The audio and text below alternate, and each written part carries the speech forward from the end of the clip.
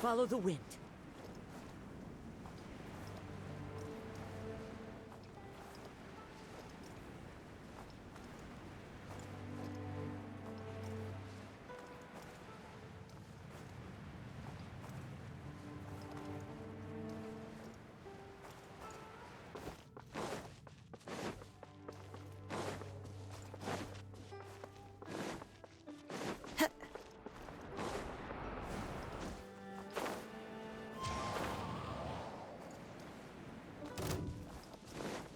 Time to go.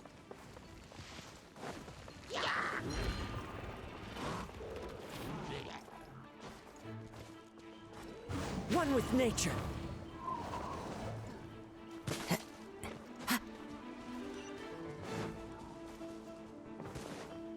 Into the wind.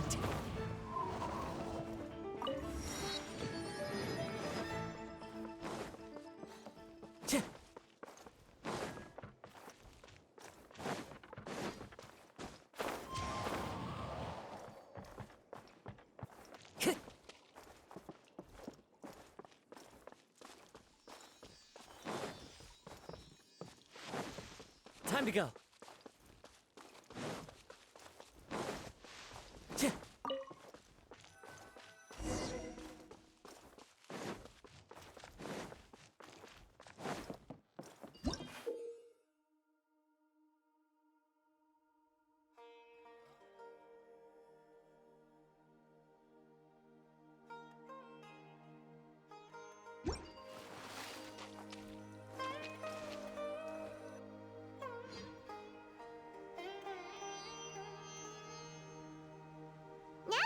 To Sumeru, our next objective should be to head to Sumeru City and find a way to meet with Lesser Lord Kusanali.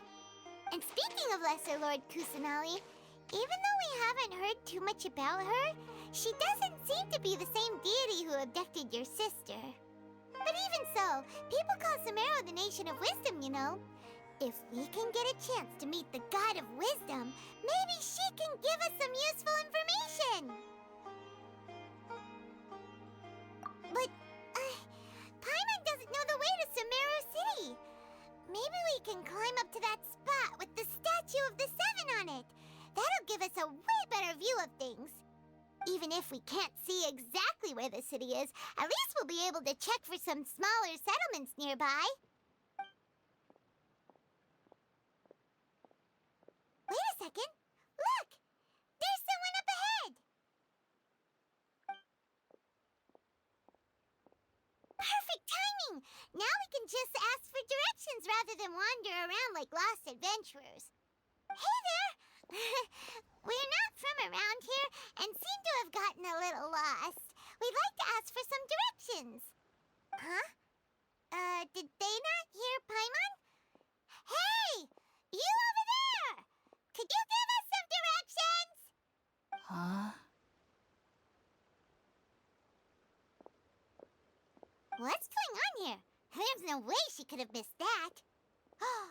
Wait! Could she be ignoring us? How dare she?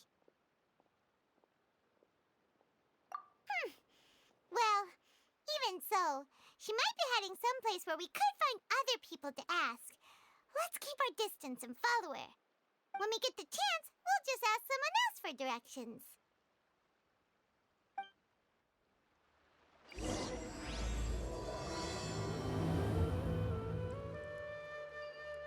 Come on, let's follow her. Just keep quiet. Make sure she doesn't notice us.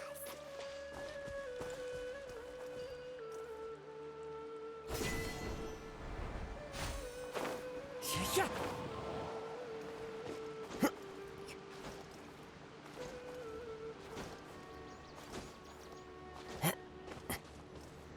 One with nature.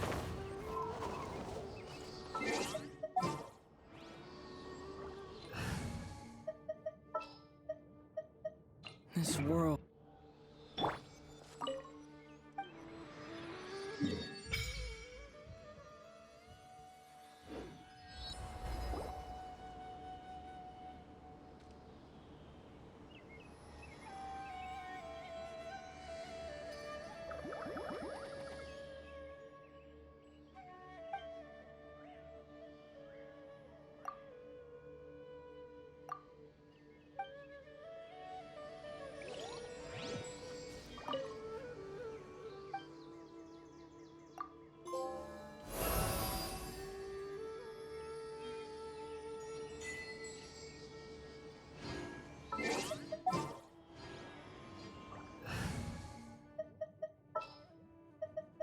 He can do...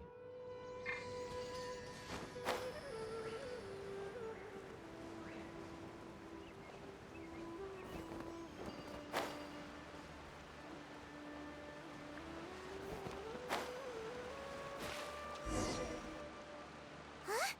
She just walked near that small waterfall and then suddenly vanished. Let's go take a closer look.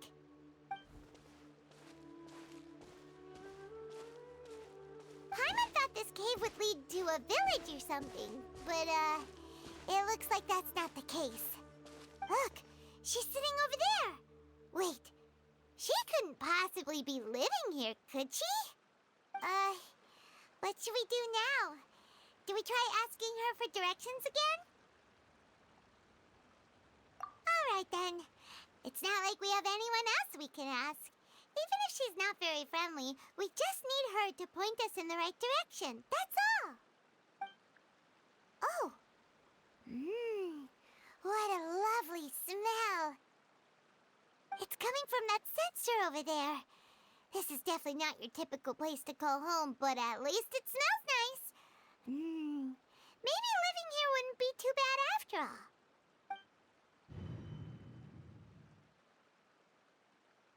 Huh? What's the matter? You don't look too good. What? Is the smell making you feel sick? Strange. Paimon doesn't feel anything.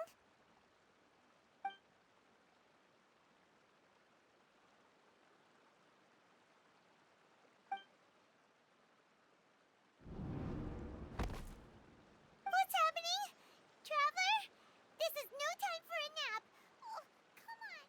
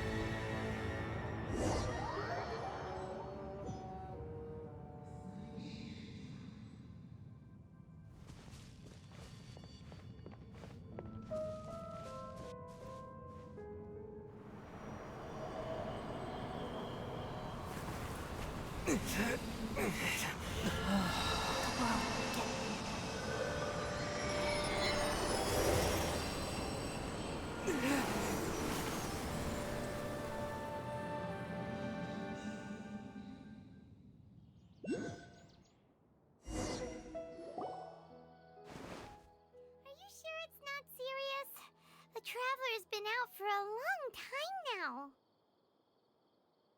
Yes, you can relax. Believe me, Master is extremely knowledgeable. If he says that he's going to be alright, then there's absolutely nothing to worry about. Oh, are you awake now? Oh, thank goodness! Traveler, you're finally awake! Well, we're at... good question. Where are we? Paimon was in such a panic when you passed out that she even forgot to ask what place this is. This is Gandharvaville. It was originally built by scholars from Sumeru as a place to rest in the rainforest. Now it's mainly used by the forest rangers as a base of operations. My name is Kale. I'm a trainee forest ranger. My master and I found you passed out during our patrol, so we brought you here.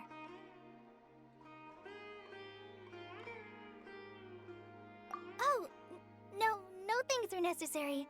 I didn't do anything really. By the way, how are you feeling now? Any discomfort?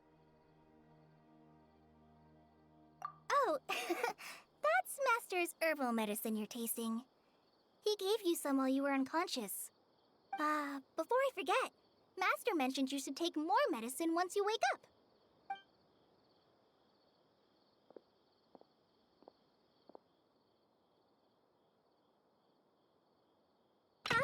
Whoops! Kale, what's the matter? Were you trying to retrieve the medicine? As I've already told you, you must be careful with these. All right, I'll get it for you once I'm finished here. Sorry, Master. Now, the guide to Avidya Forest's edible fungi is clearly posted on our bulletin board. But if Farbode forgets which mushrooms to avoid one more time, I'll have no choice but to leave the guide somewhere a little more visible. Like right smack on his forehead so others can remind him to be careful.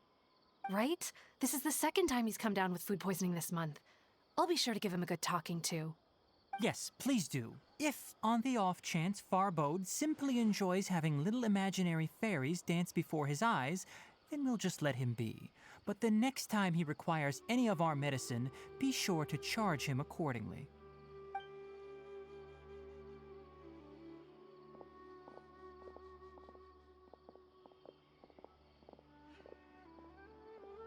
So, how are you doing? Feeling better? Oh, this is my master, Forest Watcher Tainari. He is chief officer over all the rangers here in Gandharvaville.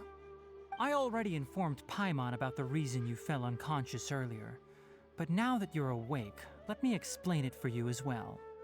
It is common practice for Sumeru scholars of certain darshans to dedicate themselves to training and meditation in isolated areas, particularly the nearby forests. While meditating, they use a certain incense known as spirit borneol to help calm their minds as they enter a state of deep rumination.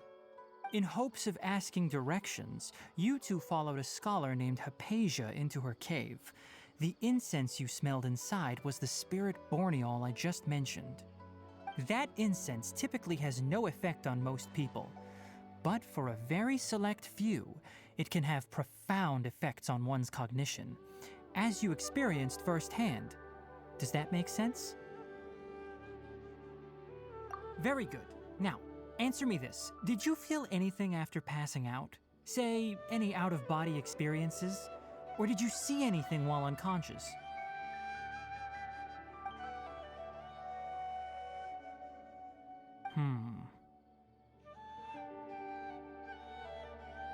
Kale, let the others know to stop bringing their patrol logs here for now. Huh? Why? Because these two will be staying here for the next few days. They can have my room and I'll bunk with Amir. Now get a move on and be sure to do as I've said. Yes, Master Tainari.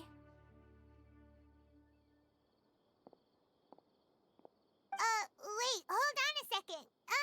Can you tell us what's going on? Sure, let me fill you in. I originally planned to send you on your way once you finished your medicine. However, it appears now that you should stay a while longer in Gandharvaville for further observation while you recuperate. Further observation? No need to be hasty. As long as you have the capacity to judge between right and wrong, I promise that you'll understand the gravity of the situation once I explain everything to you. Based on what you saw after smelling the incense and losing consciousness, we can conclude that you experienced a powerful hallucination, which suggests your mental state is not in the best of shape. If you're skeptical, have a whiff of this. Oh, are you okay? You're experiencing a similar sensation as when you passed out, aren't you? So even though your condition is stable as of now, if I were to haphazardly let you leave, it's highly likely that you'd suddenly pass out again somewhere else. The rainforest is home to many fierce animals and hazardous areas. If something were to happen to you again, I'm afraid you might not be so lucky. For now, I suggest you continue taking your medicine each day and avoid wandering off on your own. At least until you stop having adverse reactions to this kind of smell, okay? Good. Now continue resting while I fire up another bowl of medicine for you. Seriously? We just arrived in Sumeru and we're already having problems left and right.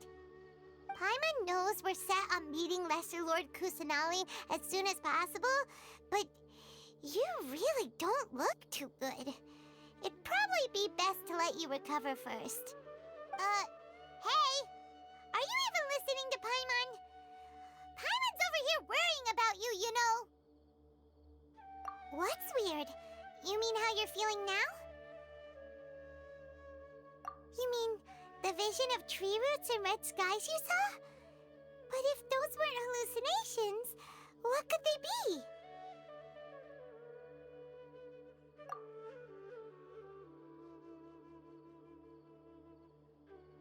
Well, considering how unique you are, Paimon trusts your judgment here.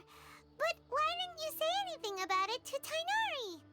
If he misjudged your condition, then there's a chance you could get worse, right? Huh? You mean that Tighnari already knows that what you saw weren't hallucinations? But if that's the case, why would he try to hide that from us? Oh, Paimon gets it now. That explains why you were so quiet earlier. Well, that settles it then. We'll stay here to rest up and figure out what's going on with your hallucinations. But it seems like asking Tighnari might not be an option anymore. What do you think we should do? Good idea! Kale's pretty friendly. We can ask her tomorrow about what she knows regarding the Dendro Archon and customs in Sumeru.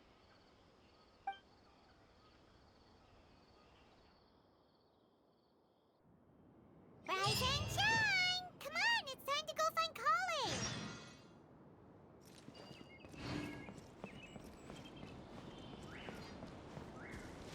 Adventure time!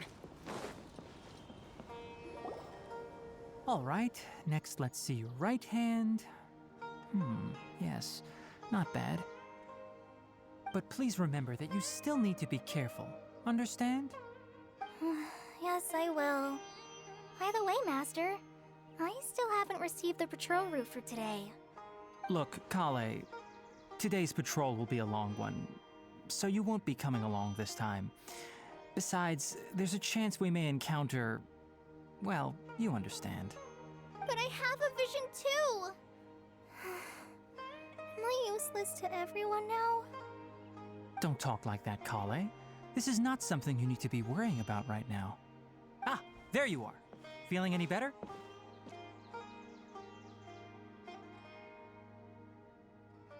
Yeah, since we'll be staying here for now, we thought we might as well try lending a hand around here. Seems you're not the type to sit back and take it easy for a while, huh?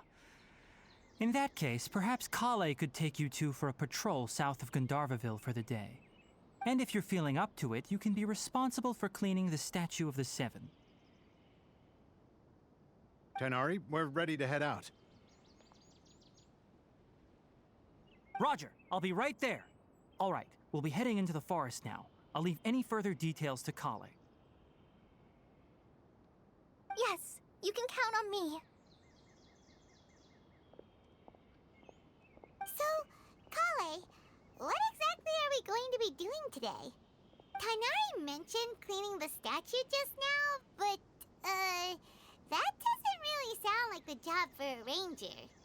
Well, a forest ranger's responsibilities can be pretty diverse. They handle a variety of tasks, like checking the condition of outlying roads, maintaining forest facilities, ensuring fire prevention standards are met, and providing assistance to travelers and locals. As for Master, well, he has to handle more dangerous areas of the rainforest.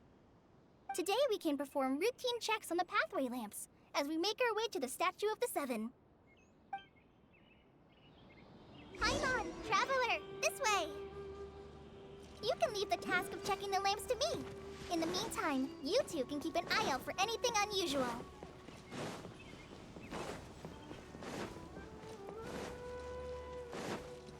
Nothing wrong with these two lamps. Let's move to the next ones. Oh, this lamp seems to be getting a little wobbly. No problems with this lamp. Good. The Statue of the Seven is up on top of that large rock formation. You must have seen it when you came down this road before. It's pretty high up there, isn't it? Don't worry. If you're afraid you can't make it up there, I'm sure Master wouldn't mind if you don't clean the statue.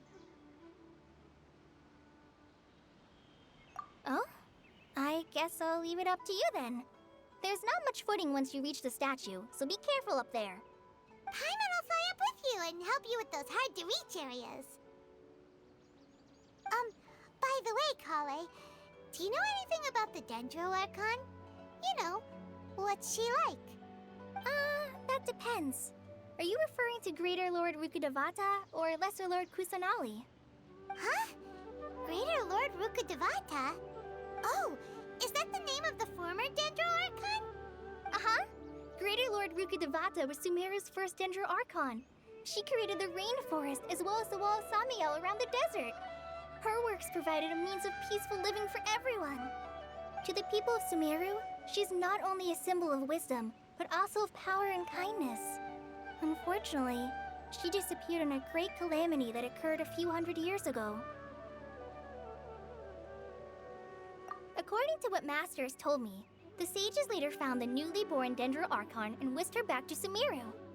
To celebrate the reinstatement of their lost deity, the sages dubbed her Lesser Lord Kusanali and let her reside in the sanctuary of Sarastana.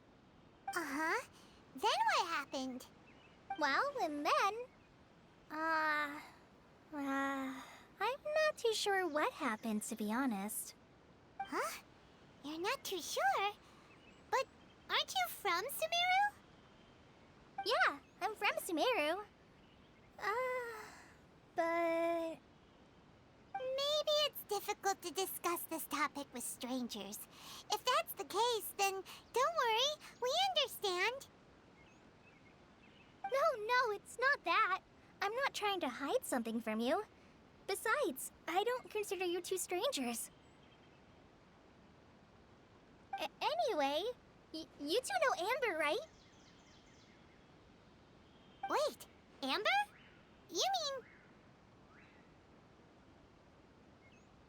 Yes, that's her. I once lived in Mondstadt for a while, and she helped me a lot during that time. You could even say that she helped me become a new person. There's no one like Amber. She lives life to the fullest while always adhering to her strong sense of justice. She's ready to answer the call for action at any moment, but is also very understanding of others. She's like the spark that lights the fire in everyone's heart around her. If you ask me, she's a prime example of a true outrider. She's the first person anyone coming to Mondstadt will meet. You can't help but be enthralled by her charm and enthusiasm, causing you to fall in love with the lands of Mondstadt and...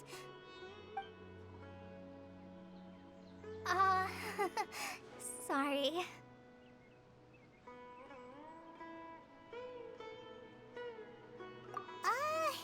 Paimon thought the work of Outriders was a little different from what you just described, but one thing's for sure, you really like Amber.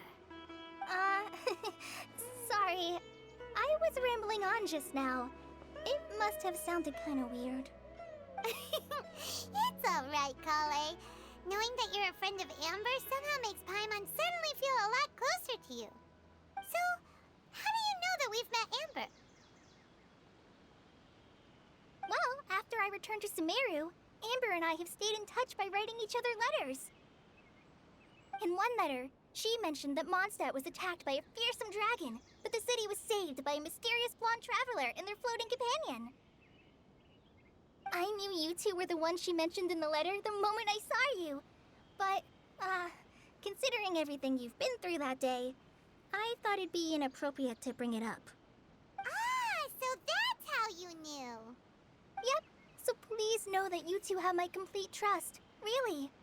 I wish I could tell you more about the Dendro Archon, but I have been away from Sumeru for some time, and I haven't read any books.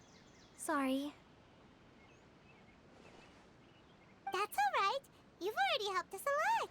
We had never even heard of Greater Lord Rukkhadevata or the Sanctuary of Sarastana until you mentioned them. Oh, I'm happy that was helpful. There is one thing I want to ask, though. Why do you two want to know about the Dendro Archon?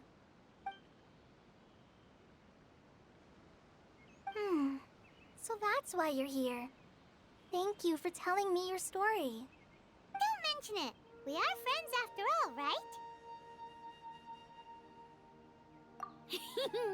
Alright, we have a statue to clean. You both have my thanks. While you two are up there cleaning, I'll go ahead and inspect the forest canopy. Let's meet back here shortly.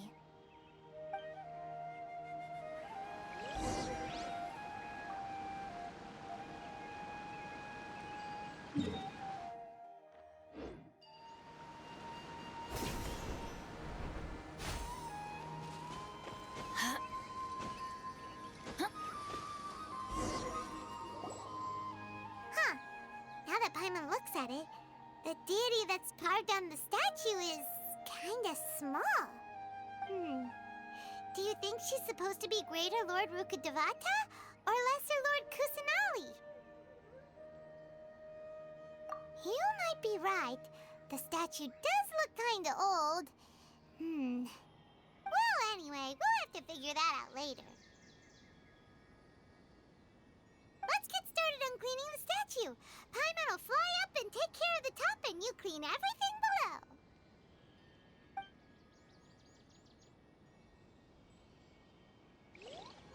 Nice work! That's one clean statue. Let's head down and meet up with Kale.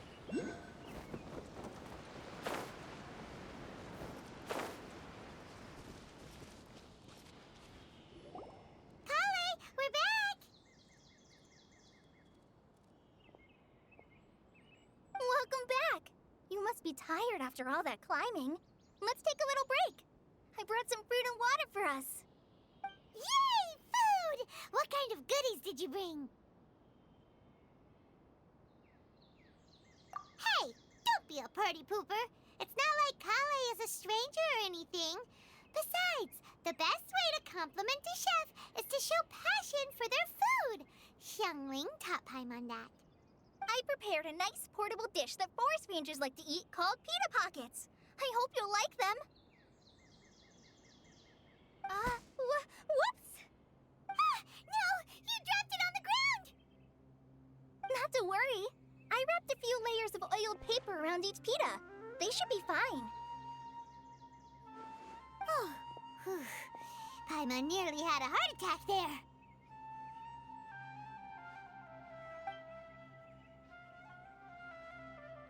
Those pitas are amazing! You're quite the cook, Kale.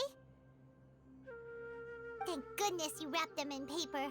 Paimon wouldn't have been able to sleep at night knowing something so tasty had been wasted. You really know how to compliment the chef, Paimon. Since you liked it so much, I'll be sure to give you a copy of the recipe sometime. I'll even include all my personal cooking pointers, so you'll be making your own pita pockets in no time. Yay! Thanks, Kale!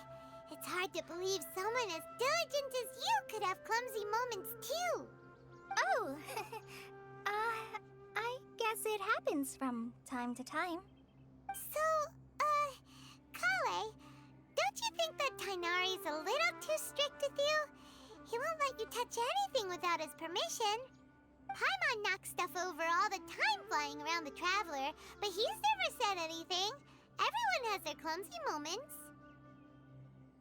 No, you've got the wrong idea about Master. Sure, he may seem a bit harsh at first, but with some time, you'll see that he's actually very kind-hearted. I've heard the veteran rangers say that Master is from some ancient and mysterious race that is known for their cunning wit and reclusive nature. Oh, by the way, you've heard of the Academia, right? Well, there's a group called,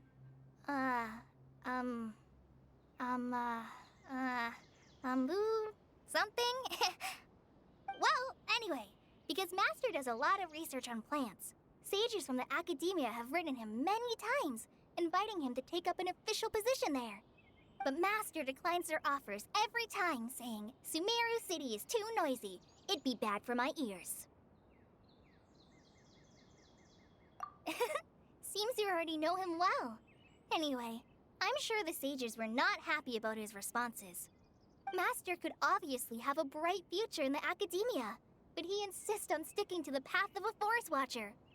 Every day he helps the locals of the forest and passes on his extensive knowledge to trainees like me. In fact, Master's the one who taught me how to make pita pockets. Really? Paimon would have never guessed that. Oh, Oh, speaking of Tainari, he was the one who took care of you after finding you passed out yesterday. He even carried you all the way here. Paimon's still kinda upset, though. He kept scolding Paimon the entire way here. Oh no, I'm sorry. Master might have been overreacting a little. But, it's mostly because Paimon wouldn't stop yelling, "Why, oh why, is he going to die?"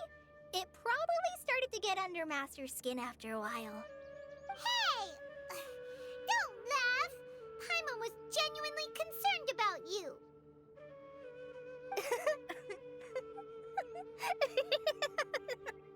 Hey! Now even Kale's starting to laugh. Ugh, that's it! Paimon won't forget this! It's time for some Paimonial wrath! No! Don't touch me!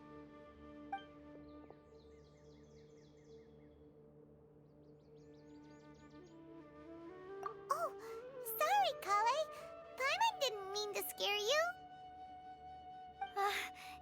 No, I just... I didn't mean that. Kale, are you okay? What's the matter? No, I'm fine. I'm sorry. I must have startled you both reacting like that. Oh, well, it's getting late now. Let's hurry back to Gandharville. I think Master and the others should be back by now, too.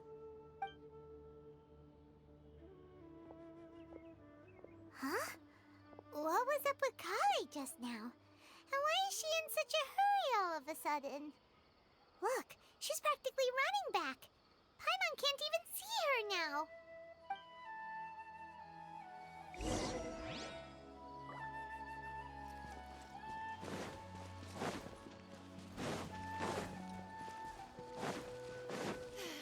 The rainforest climate is far more pleasant than that of the desert. Ah, Traveler. You've returned. Yep, we're back. Have you seen Kale by any chance? Oh, Kale? Yes, I saw her go into her room just a moment ago. Oh, okay. Guess we'll just have to wait and talk to her tomorrow then.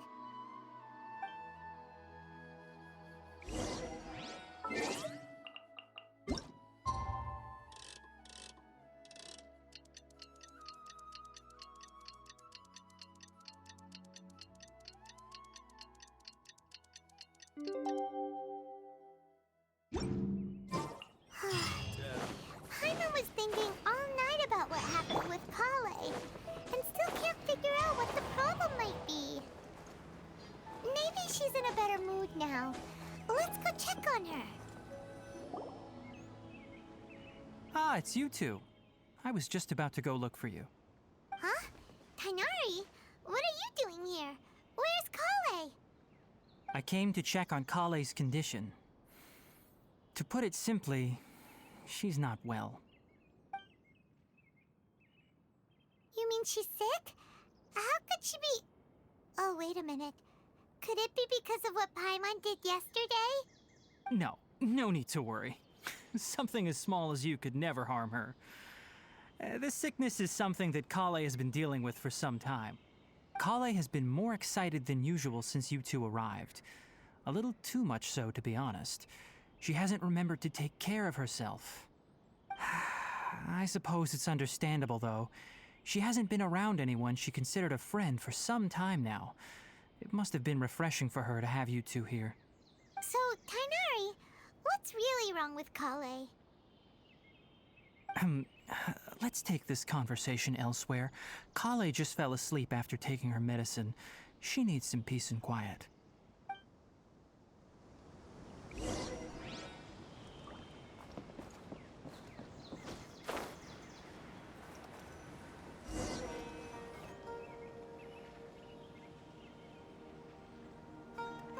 All right, let's continue our conversation here, shall we?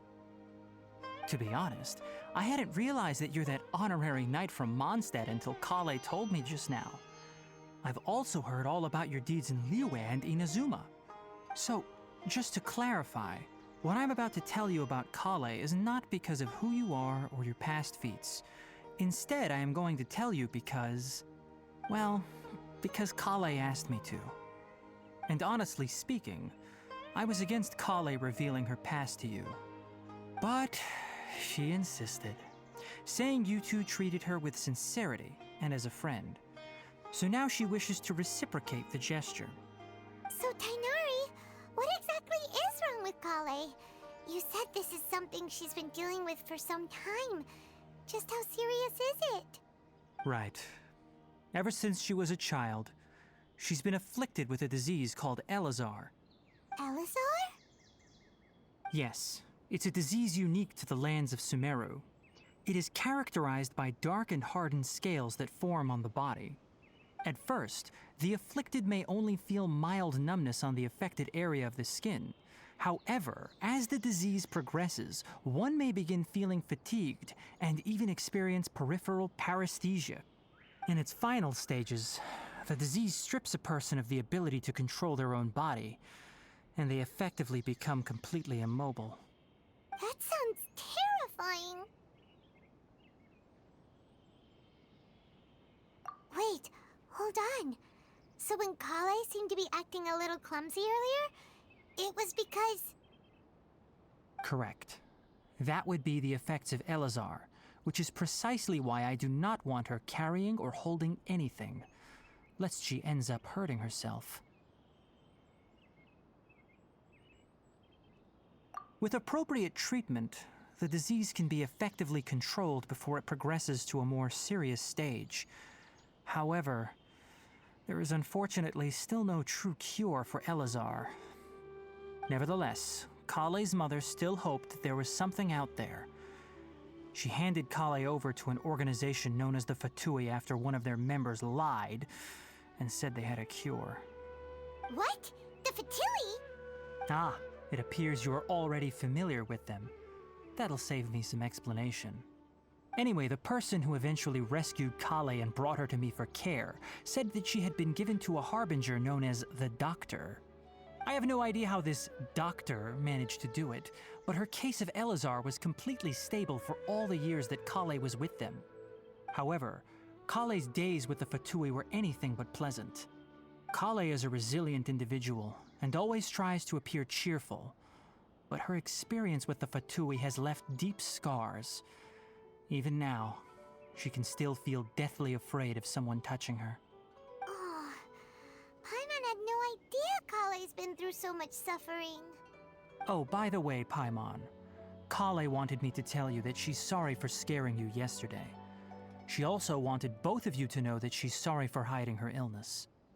She doesn't need to apologize. None of this is her fault at all. Well said. I hope you'll get a chance to tell her that in person the next time you see her. Kale once thought that it would be impossible for her to have any real friendships. I trust that you two will never let my trainee experience such emotional pain again. Don't worry, Tighnari. We'll take good care of her. Well, it's not too serious at this point. She overexerted herself the last couple of days, which is what led to her breakdown this time. As long as she has taken her medicine and gets plenty of rest, she should get better. Though, I must admit that Kale's condition was much more stable when she first arrived here in Gandharvaville.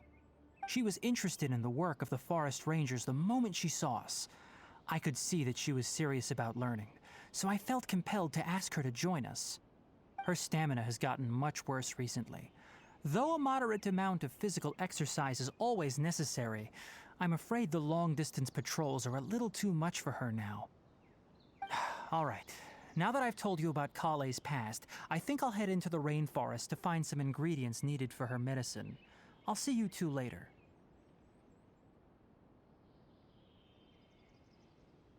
Yeah, we'd like to do something to help Kale too. All right, but I must warn you two. The rainforest is a dangerous place, especially for someone who's still recovering like the Traveler. You must follow closely and listen to every instruction. No problemo. Let's go then. We'll be looking for a plant known as lunar lotus. It's often used to help those afflicted with Elazar recover their energy. Hey, Tainari? Where exactly are we going to find this plant?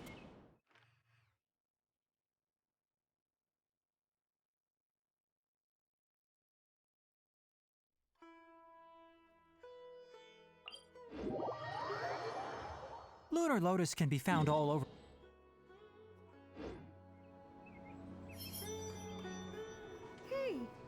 Given the name, it sounds like we should be looking for it in the water. You are correct. Lunar lotus grows in the water. When fully matured, they look like giant blue flowers floating on the water's surface. Quite an attractive species, if you ask me. The large petals are actually the plant's leaves and sepals, which surround a very small flower. You should note that many of the plants found in Sumeru have names that are contrary to their species. Take the Kalpalata, for example. The plant is not a lotus at all, but rather a vine. And then there's the Sumeru rose, which is not a rose, completely contrary to its name. Oh, okay then. Note to Paimon, never bring up the topic of flowers with Tainari. I think I have to the land of my birth.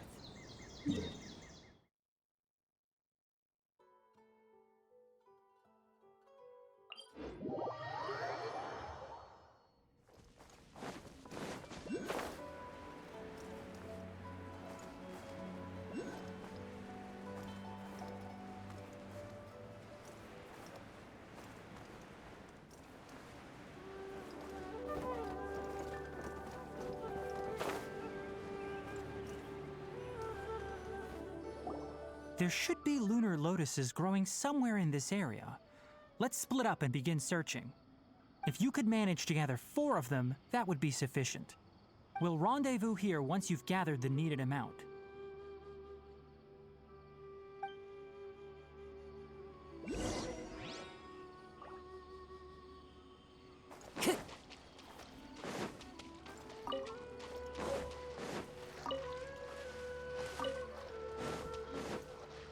Alright, we've gathered enough lunar lotuses. Let's head back to meet Tainari.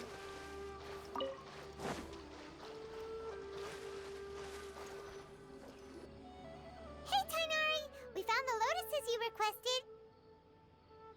Let me take a look. Good, very good. These are all excellent quality. I'm quite glad you two came along. Your exploration experience helped save me a lot of time here. It seems we even have enough time to stock up on some other things I need. Hey, Tainari!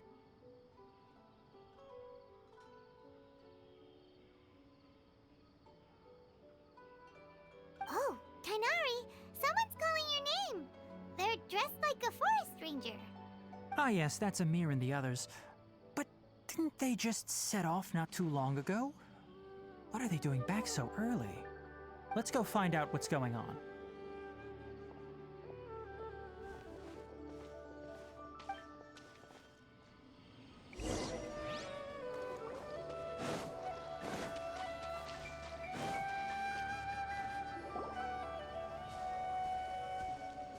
Tainari, thank goodness we found you here. We were just about to head back and find you at Gandharvaville. What's going on? We just discovered a withering zone. The Withering is back? But the patrol route you were on should have been already clear just a week ago. It reappeared so quickly. Can you tell me the exact location? It's up ahead, deep in the river valley. It's appeared in a spot that blocks nearly the entire narrow part of the valley area, so we decided to come find you as quickly as possible. And the radius of the contamination? Sorry, I couldn't get a clear enough view to tell. No one in our patrol team had a vision, and it appeared to still be spreading, so we didn't risk getting any closer. Okay, I understand. You made the right decision. I'll go deal with it right away. In the meantime, please guide these two back to Gandharvaville. Wait, Tainari, why don't you let us help you? You two have only just arrived in Sumeru. You're still unfamiliar with many things in these lands. There's a unique type of anomaly that occurs in the Sumeru rainforest. It's called the withering. The affected areas not only cause nearby vegetation to wither, but it's also lethal to wildlife and even people. If you don't carry a vision, then you should think twice before approaching such places. Yes, Amir is absolutely right. I wasn't kidding when I said the rainforest is a dangerous place. As Amir said, only someone with a vision, that is, the power to manipulate elements, will be able to resist the withering's corrosive effects for a time. That's right. If any of the forest rangers without a vision come across a withering zone, we first make a record of the location and then have a ranger with the proper abilities deal with it, like Tainari here. Only someone with a vision can venture within a withering zone and find a way to deal with it.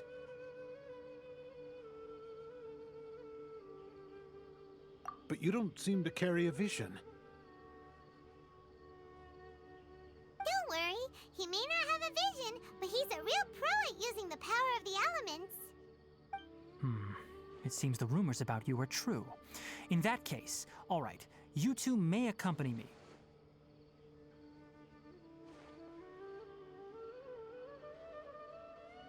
We typically only teach visitors how to identify the withering as they're about to leave Gandharvaville.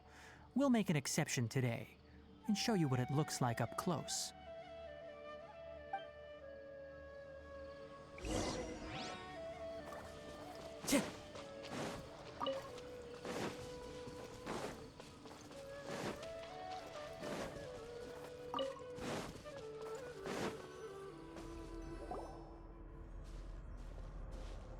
Stop.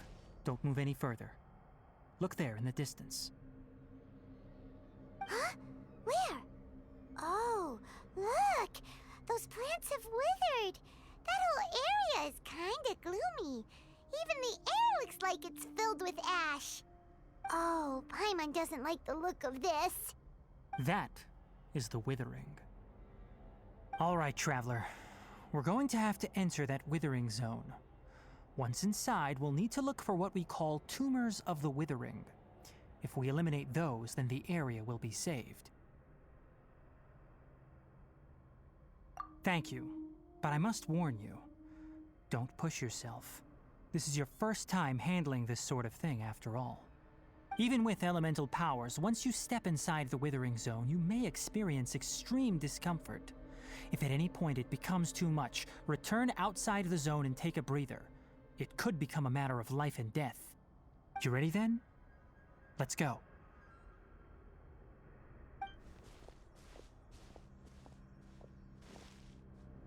First, we must locate any branches sustaining the withering zone.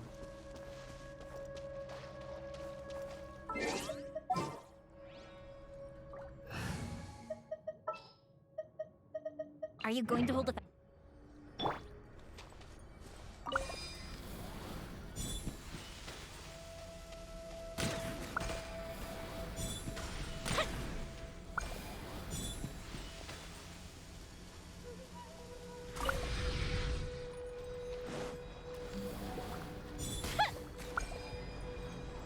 Great work. Now that all the branches have been cleared, we'll need to take care of the tumor. One with nature. Clouds high. The birds call. The wind knows me.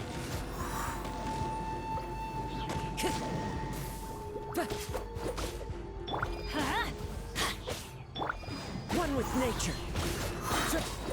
Boba, get them!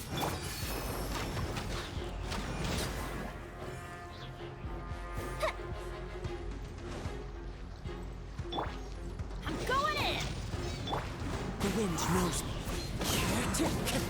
Fallen leaves, adorn my night! Now, destroy the tumors of the withering.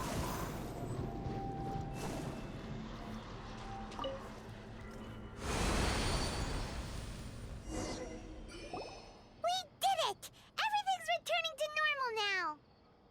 Yes, thanks to you two. We were able to quickly restore this area back to normal. Tainari? You make it sound like we did well, but why does Paimon have the feeling you're worried about something? It's that obvious, huh? Alright, it's like this. Recently, the rate at which the withering zone appears has been increasing. even though we were able to quickly clear that withering zone, it won't be long before another one appears. If that simply meant more work for me, then that wouldn't be an issue.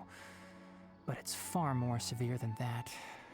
The withering is leaving lasting effects on the rainforest itself. For instance, even though we cleared out the withering zone, many of the plants that were affected will not recover. This presents a crisis for the ecosystem itself. Many plants in the rainforest are already in decline, directly impacting the wildlife that depends on those plants. And most disturbingly, as the appearances of withering zones have started to increase, Kale's case of Elazar has also become more serious. Huh? Well, why is that? I'm still not sure of the exact reason. However, I've received word from acquaintances at the academia that similar cases are being reported for patients with other conditions. No, none that we know of. The withering has been recorded in Sumeru for millennia. It's said that it originates from the depths of the world. By the way, have you heard of Irminsul before? Irminsul is a tree located deep beneath the surface. Although it isn't like any tree we know in a biological sense, you can basically think of it as a large tree that grows downwards rather than upwards. I'm sure you've heard of ley lines, right? They're like the roots of Irminsul, spreading and extending from a massive cavern deep underground all the way up to the surface.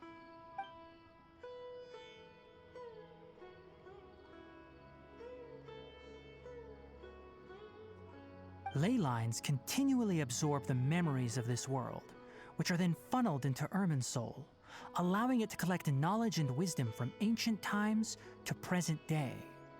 The Dendro Archon is known as the God of Wisdom because her consciousness is directly connected to it.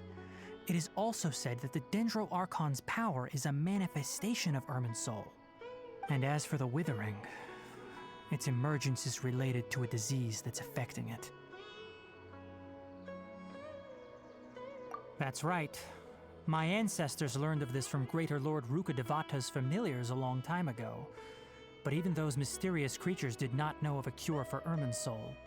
I'm afraid we rangers will be battling the withering zones here for a long time until a cure is found.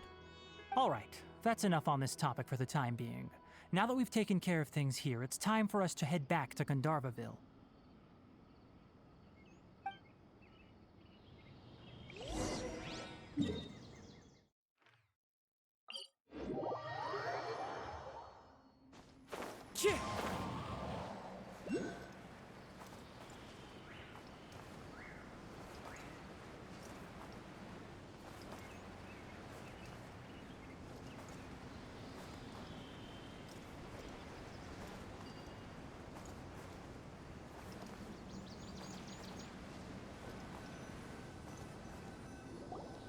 Oh, Tighnari, you all made it back.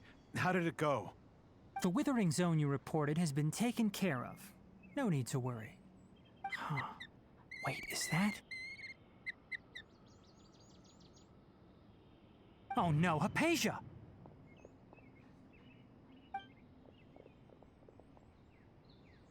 Huh?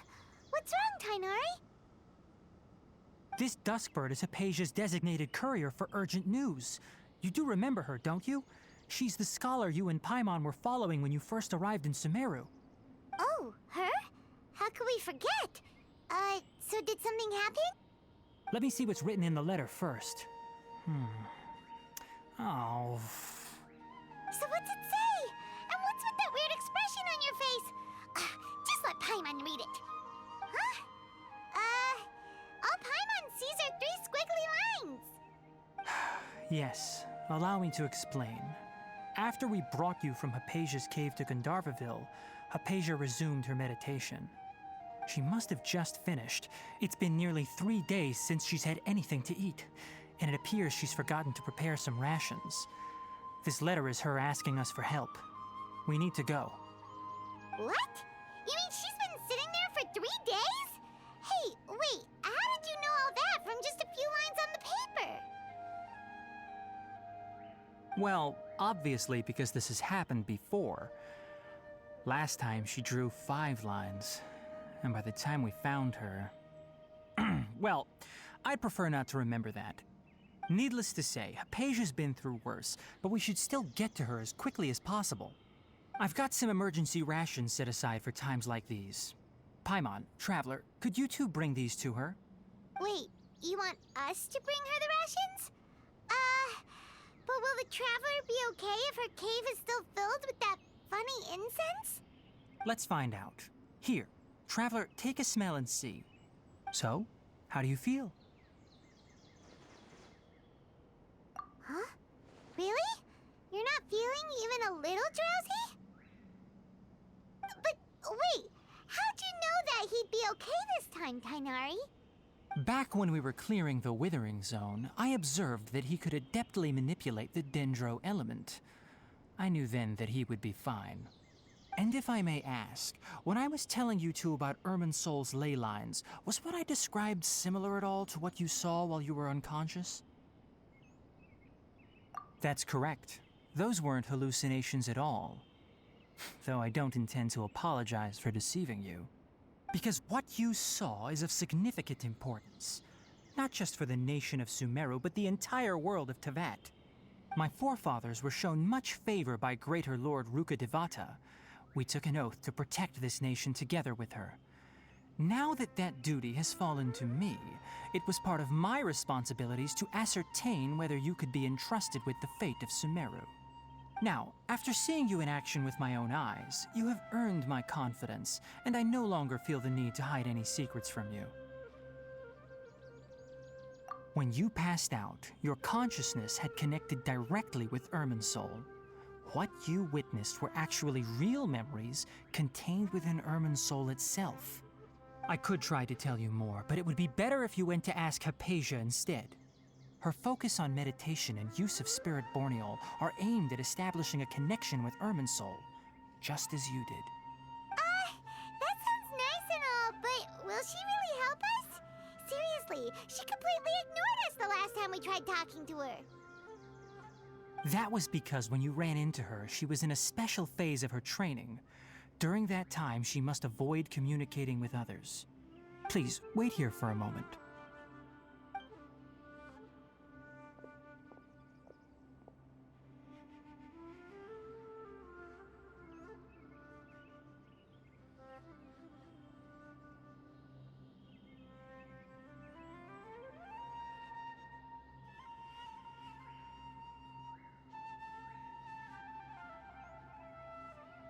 Here, take these. It's a meal I packed for Hypatia, as well as some other ingredients. I'm sure it'll come in handy. Also, here's a letter that I would like you to give to her. Just show it to her and she'll answer any questions you may have. No. I should be the one thanking you. You've both been a great help these last few days. Hypatia should still be in the cave.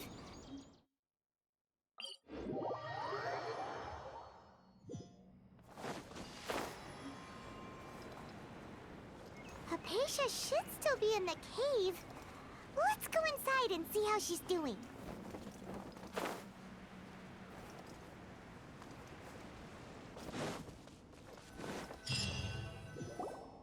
Hello? Hypatia? Hey, there's nobody here. Maybe she went out to look for some food. Let's try looking around the area.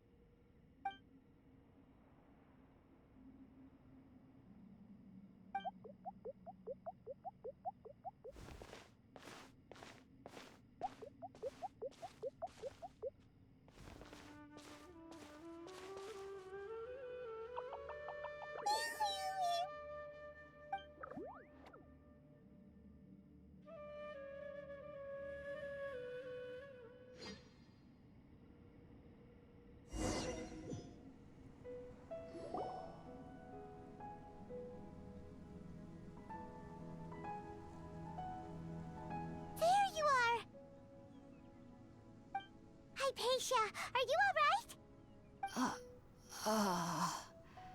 So hungry. Need water. There's no way we can get her to eat in her current condition. Let's try finding some water first. Huh? Wait. Why does it look super foggy outside all of a sudden? Anyway, let's go look around.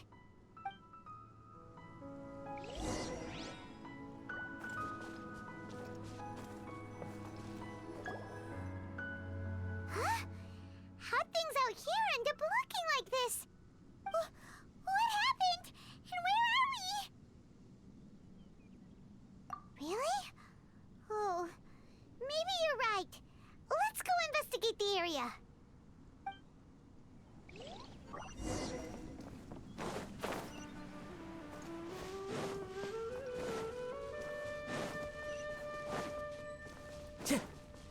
Time to go. Wow, this place is huge! Paimon knew there's something off about that cave. Let's think of a way to get over there and have a closer look. Who knows? Maybe we'll find a lead of some kind.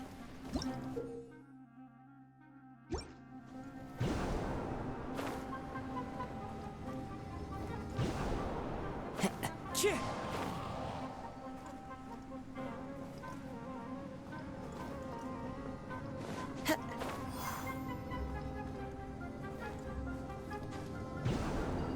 Cheer!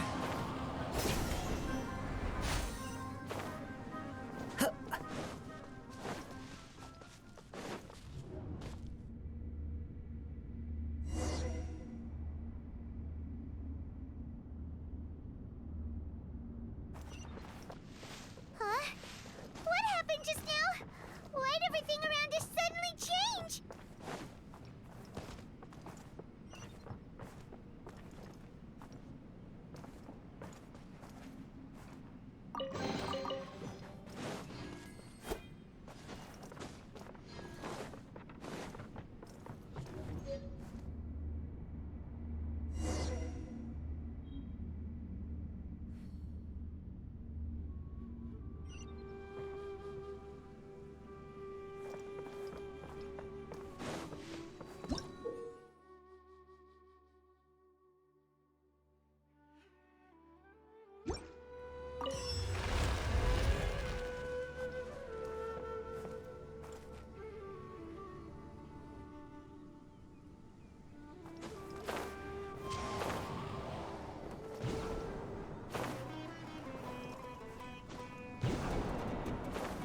Yeah.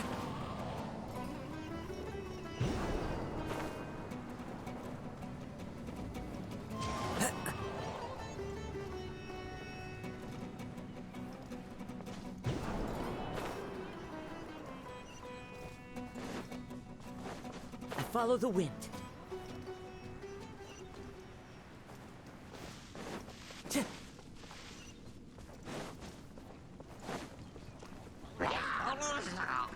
Nice and spicy. Into the wind.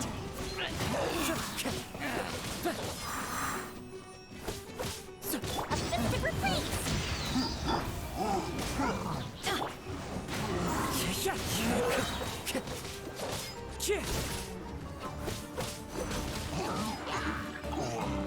Boba, get them. One with nature. Everybody stand back! Time for a light show!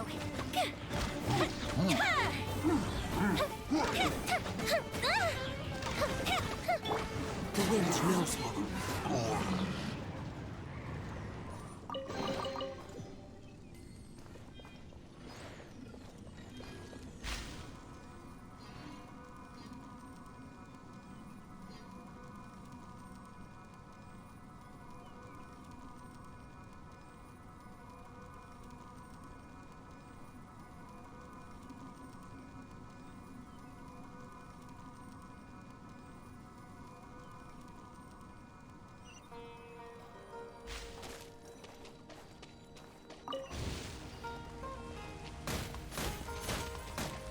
Time to go.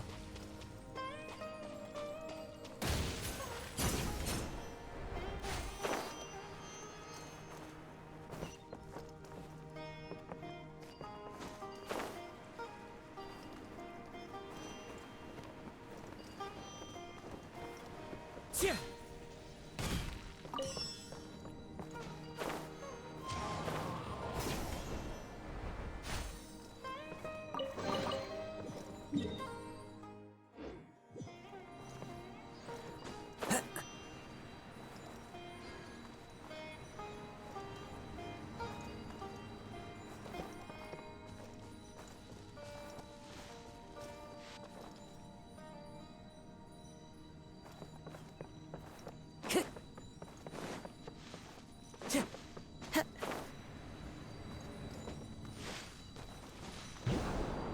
Follow the wind.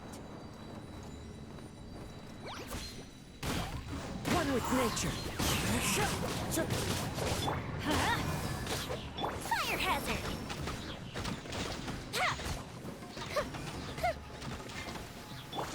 Into the wind.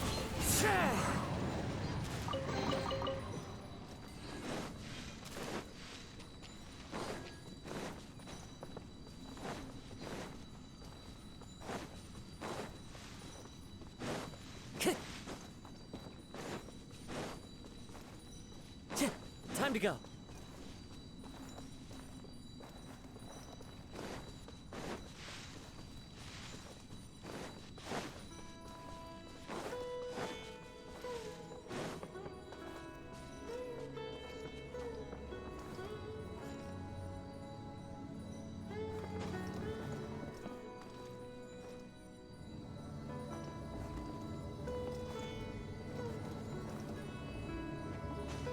Wind Strider.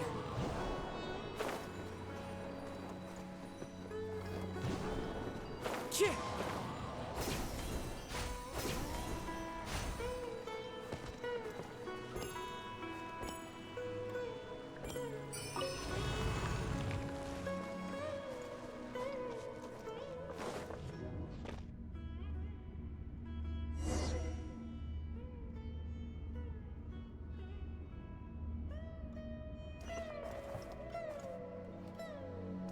What in Teyvat is going on here?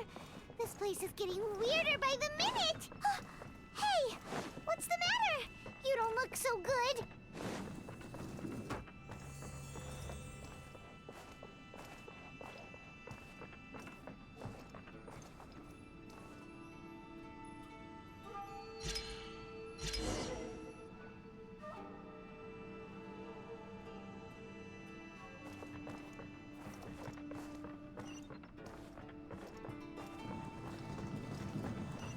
Time to go.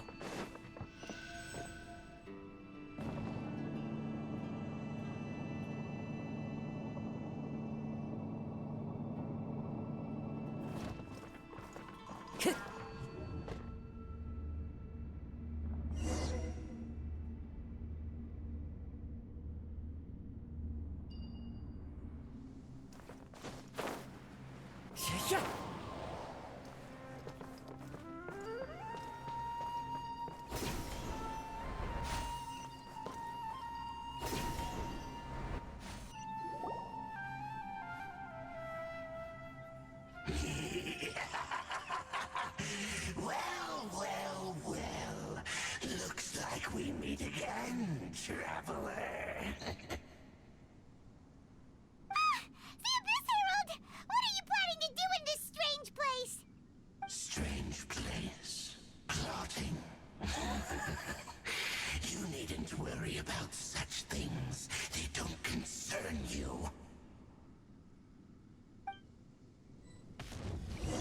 Bow before the Abyss! I'm going in! Let's light it up! One with nature. Clouds high. The birds call. Here come the fireworks! Eat this! I'm the frying pan. The wind knows me. Everybody stand back! Fallen leaves. Adorn my night. One with nature.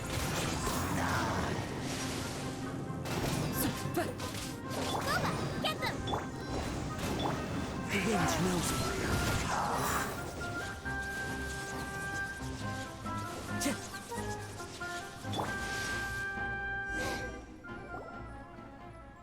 Huh? Why can't we beat this guy? Oh, Paimon doesn't get it! We faced others like him before! What's wrong this time? Traveler, though you may have managed to avert countless crises before, your good fortune was bound to end sooner or later. It's time you realize how weak and powerless you really are. Your sister. Oh, pitiful traveler. Are you really so ignorant? Or are you just living in complete denial? Her Highness has long since forsaken you. Your meager existence in her eyes is that of an annoying bug, only to be stepped upon. The bonds of love and family which drive you to find your sibling are utterly gone. Your journey is meaningless. But don't you fret now. Today will be your last. Now die!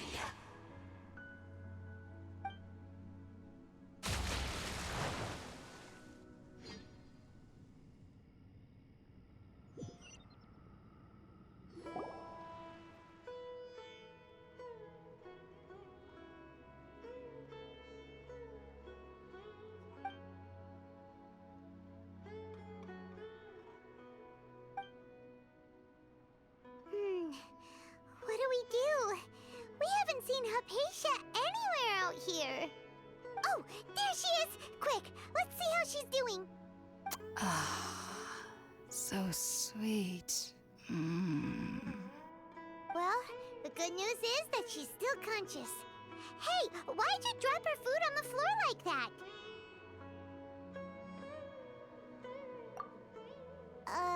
Are you okay? That's really not like you. Anyways, we can talk about this later. We better make sure she's all right first.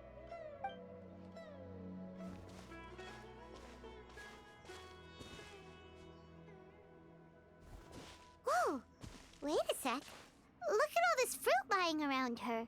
We can put that to good use.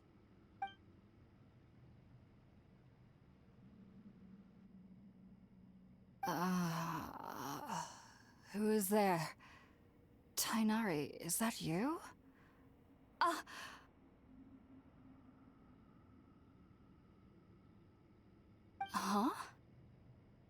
It's okay. You can relax, Hypatia. Tighnari sent us here to bring you some food and water. Here, we have a letter that he asked us to give you.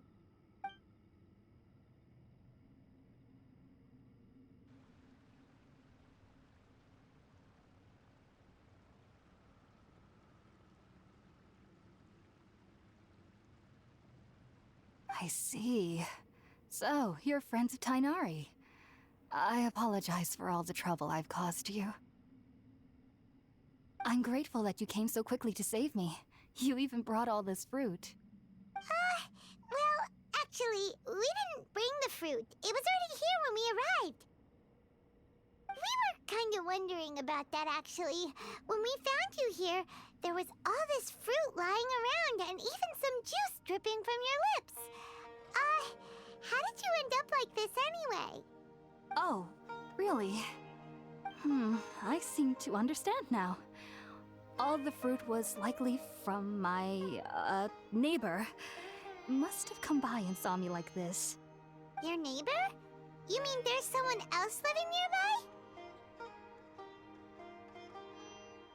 Oh? So you're able to see them too?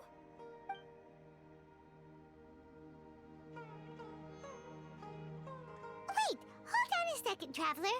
You say that before we arrived, you saw some mysterious creature and suddenly had a strange dream? Isn't that a little too crazy to believe? No, I actually do believe what the Traveler is saying. I myself had a similar experience once before and ended up scaring my timid little neighbor here. You needn't worry. They mean you no harm. They only dragged you into the dream because they hoped to buy themselves a little time in order to scurry away. So, Hypatia, just what kind of creature is your neighbor exactly? I'm not sure what it's called, to be honest. But I do know that they have some sort of deeper connection with the Dendro Archon. I know this because the first time I saw them was also the exact day my consciousness was able to form a connection with Irminsul. Even after I opened my eyes and stopped meditating, my heart was still pounding, and my mind was racing with all the knowledge that I had touched. And at that very moment, I suddenly noticed a small figure at the opening of the cave. In my curiosity, I began to walk over to the creature. They must have already been used to me living in the cave, because they didn't seem to mind me approaching them. They just kept doing whatever they were up to. It wasn't until I crouched down next to them that they suddenly realized that I could see them. Oh! And then? And then I had a dream. By the time I came to, they were nowhere to be seen. I was convinced they'd never show up again. But sure enough, I saw them nearby a few days later. And they weren't alone. I feel like they aren't as afraid of me as the first time I approached them. But I never would have expected them to save me. Yes, no doubt about that. By the way, Tighnari mentioned in his letter that you had questions for me regarding Irminsul.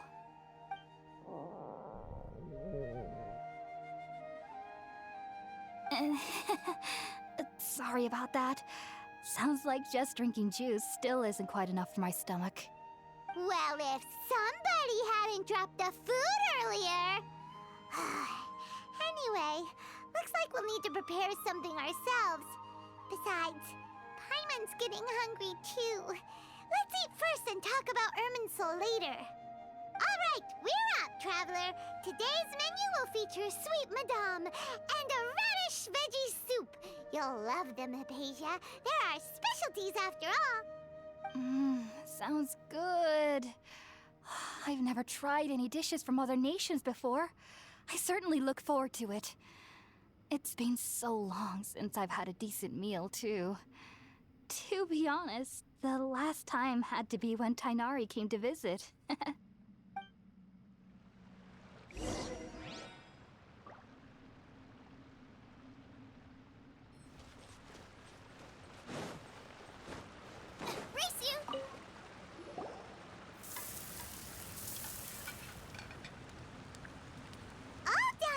Let's use the empty box that Tighnari gave us since we already watched it. Oh, it smells amazing. And the box is a nice touch, too. Let's go serve this up and start eating with Hypatia.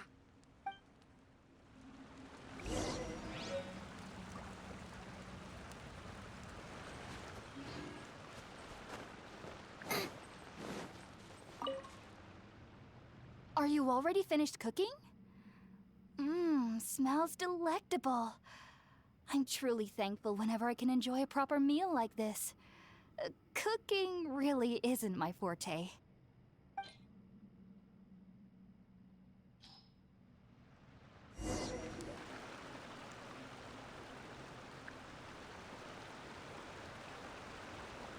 Even though everything you mentioned was in Tighnari's letter, it's still hard to believe you were able to connect with Irminsul immediately after smelling Spiritborn eel for the first time. It took me nearly 3 years before I could do so. And everyone at the academia even lauded me as a genius. You should know that some researchers spent their entire lives without ever successfully connecting with Irminsul as you have. So why does this incense allow people to connect to Irminsul? The ingredients used to make Spiritborn eel primarily consist of plants created by Greater Lord Rukkhadevata. These special ingredients are conducive to heightening our senses to the Dendro Archon's power. Since the root of the Dendro Archon's power lies within Irminsul, we can occasionally tap into her powers to peer into the depths of the earth. Naturally, anyone who can establish a connection with Irminsul in their first ever attempt must be a person of great understanding. Makes sense. But Paimon's got a question. question. Why was he sensitive to the smell of those plants for such a long time? That was primarily due to his body's unique constitution. Stimulated by the incense, he could perceive the Dendro-Archon's power and experienced a sensory overload, hence the adverse reactions. Taking in any scent similar to the ingredients of Spiritborn Ale would cause adverse effects. Not to worry though, it appears you've already fully recovered. Technically, your body should still be sensitive to the powers of the Dendro-Archon, but unless you're using intentional meditation techniques, the scent of Spiritborn Ale should no longer trigger such reactions. Whew. Well, that's a relief. I must admit, I am quite envious of your abilities.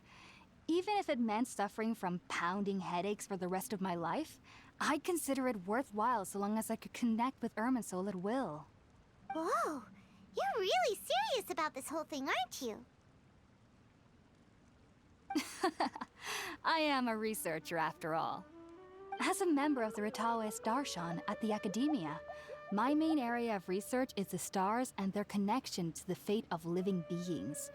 But there is still so much we don't know, especially regarding the mysteries that lie in the starry skies. Which is why I must turn to the all-knowing Irminsul for answers. If only my perception wasn't so limited. Unfortunately, I cannot guarantee that my every attempt to attune with Irminsul will be successful, or that doing so will leave my consciousness intact. I am currently in the stage of training known as Satyavada life. Many researchers in Sumeru have lost their minds while seeking to attune with Irminsul during this stage. Sages have said that Irminsul contains divine knowledge, and touching such knowledge without the proper preparations and abilities will only lead to one's mind caving in on itself. That's why we meditate alone. We need to ensure that our minds will be calm while minimizing the possibility of involving anyone else. Whoa, so knowledge from Irminsul can be super dangerous. Aren't you afraid of the risks, Hypatia? Of course I do. Especially during nights that are pitch black with no moonlight, and dead silent without even the sound of insects. However, I've been feeling better as of late. I don't get as scared anymore knowing that I have a little neighbor living nearby. I believe that being able to see them is a sort of blessing from the Dendro-Archon. But what's strangest of all is that they're clearly an envoy of the God of Wisdom herself, and they have the curious power to make people dream. What's so strange about that? It doesn't sound so out of place for a divine being, does it? Well, it's strange because nearly nobody in Sumeru can ever dream. Oh, is that true? Yes, well, to an extent. Only children can dream in Sumeru. Adults, however, never do. The sages say that wisdom implies rationality, but that which occurs in dreams is often neither rational nor logical. Yes, if one struggles with anxieties, those emotions could influence their dreams. The fact that the people of Sumeru do not have dreams is seen as a blessing by the sages. They believe that Greater Lord Rukkhadevata, the god of wisdom, is keeping us away from the foolish delusions you encounter in your sleep. I was born into a family of scholars in Sumeru City. Ever since I was a child, my parents would always tell me that I'll know I've grown up once I stop dreaming. I studied hard, enrolled as a student in the academia, and went on to become a researcher. Sure enough, I never dreamed again. But then, on the day I scared the little Aranara, I suddenly saw a dream again. It was incredible. Though I don't exactly remember what I saw, I clearly recall the feeling. I suddenly felt like I was a child again. Back then, I was foolish and ignorant as any youth would be, but I was free of fear. Maybe dreaming isn't as bad as we've made it out to be. Just be sure not to speak of this if you travel to Sumeru City. They'll look at you as if you've lost your mind. So, do you have any thoughts about the things he saw when he connected with Irminsul? Sorry, I'm afraid I don't have any answers as of now. All I can say is that what you saw is a memory contained within Irminsul itself. World forget me. What could that possibly mean? If only I could ascend past Satyavada life and begin Paripurna life. I might have some more answers for you. If you two are ever in the area again, please be sure to come and see me. There's no need to be thanking me. You two are my saviors. Besides, I'm already looking forward to tasting some more of your cooking. Now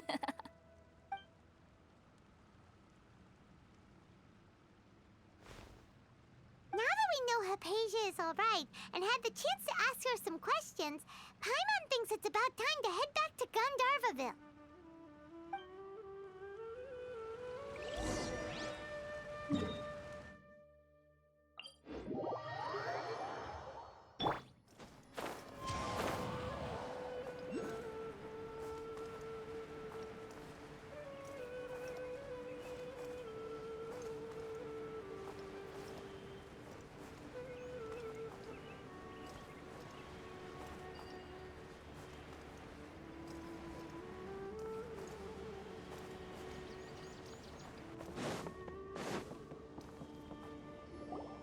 Think about it, Tighnari. Refusing to join is tantamount to burying your head in the sand. I understand that you're a forest watcher and that it's your duty to combat the effects of withering zones. But isn't it evident that such work is not a lasting solution to the problem? As Sage Kage clearly stated, your presence and guidance in Sumeru City is pivotal in finding a cure for Irminsul. How could you possibly refuse? Keep your emotions in check, Ghulam. Let's at least listen to Tighnari's reason for declining. We're here to invite him to the Academia, not to cause a scene. Sage Kage, I am truly honored that you came here in person, but I'm afraid I must still decline your invitation. I am merely a forest watcher. How could the great minds of the Haravatat have any need of someone like me? Well, it turns out that your refusal letter had some implications on your master's reputation. He is a renowned sage of the Immorta, after all. So now I've come here in his stead. I see. Huh. And I figured that given his temper, he would come here and berate me personally. Tighnari, your master is an integral part of this effort, and now he requires your assistance. And what exactly does my master need of me, Sage Kage? You'll know once you've arrived in Sumeru City, that is. And how long will I be required to stay? There's no definite answer as of now. Do you mean to tell me that despite coming all the way here to Gandharvaville, you still can't answer the questions I laid out in the letter to my master? If that's the case, then I'm afraid I cannot give you a definite answer either. Tighnari, but you... So be it. Come, Ghulam, we're leaving.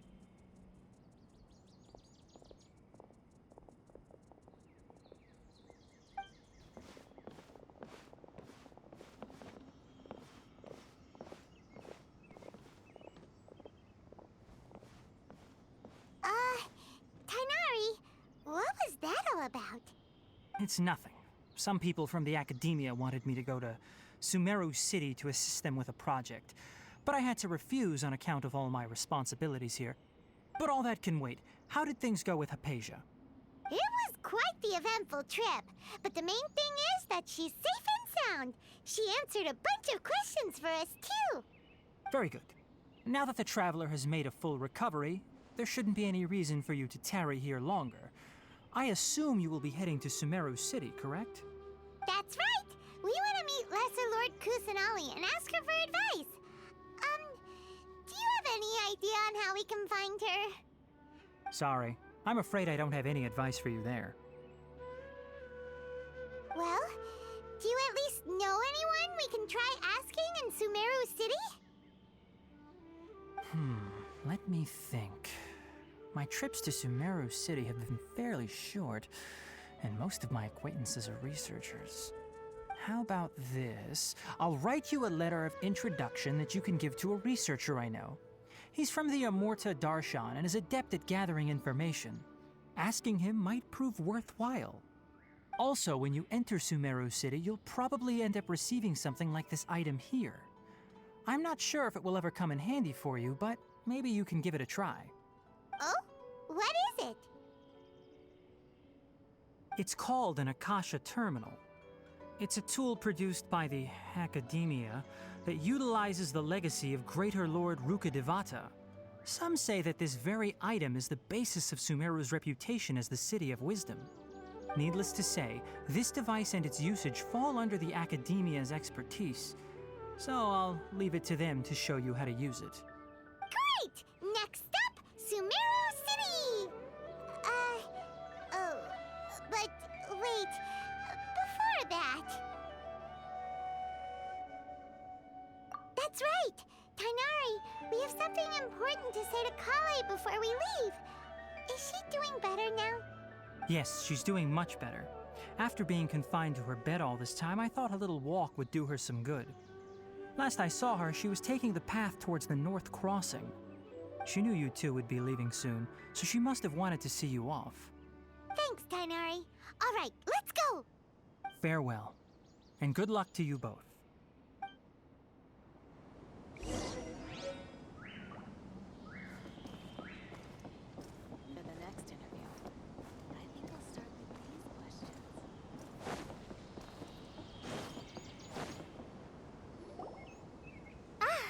I've been waiting for you two.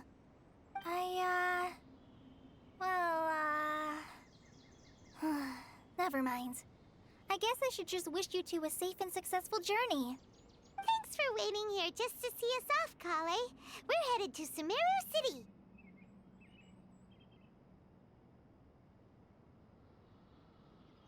Don't worry about me. I can take care of myself. My condition won't be getting in the way of my duties. I want to be a forest ranger after all. It's up to me and the others to protect the rainforest here. And, I'm sorry.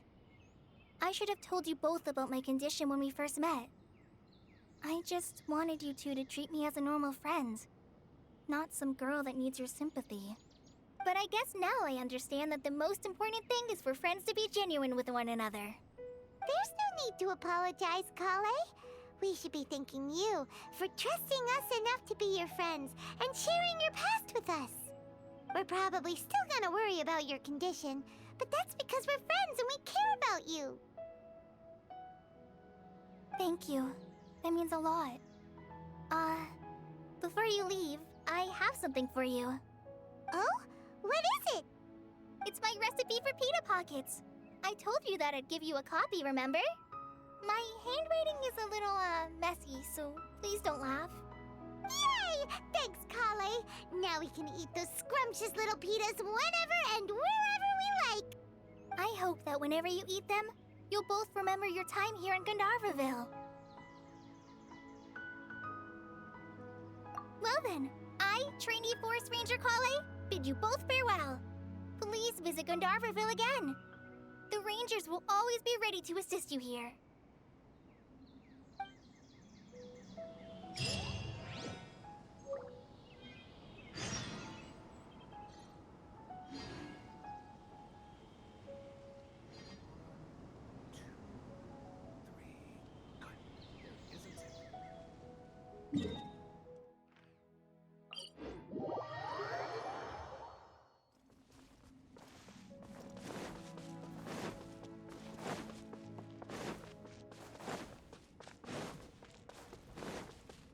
Time to go.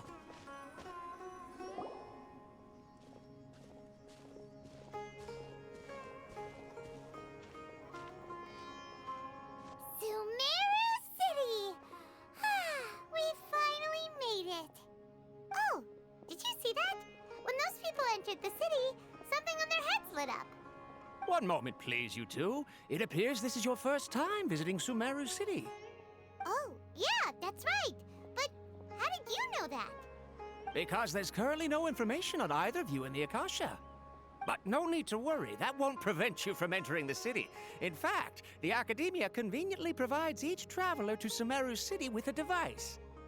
Perhaps you two have heard of the Akasha before. It's our beloved Greater Lord Rukkhadevata's lasting legacy, a treasure trove of collected knowledge. After centuries of tireless research on the Akasha, the Academia created one of its most ingenious inventions, the Akasha Terminal. As long as you are within Sumeru's borders, you may use an Akasha Terminal to connect directly to the Akasha and access any knowledge you need. I should mention that due to technical limitations, the operation of Akasha Terminals will be much smoother and more effective in large cities such as Sumeru City and Port Ormos. Oh, so this is the thing that Tighnari was telling us about. It sounds pretty amazing. You two are quite fortunate. Until recently, it was standard practice to only issue Akasha Terminals to outlanders who spent an extended amount of time in Sumeru. However, this policy was recently changed, and now all travelers are issued one upon arrival. Here are your Akasha Terminals. Please handle them with care. It kinda looks like a leaf. To activate it, simply hold it in your hand and say the following phrase to yourself. May the mighty God bless us with their voice of wisdom. Oh, since this little doodad lets you access knowledge, maybe we can use it to find a way to meet Lesser Lord Kusanali. Let's give it a try. Ahem. May the mighty God bless us with their voice of wisdom.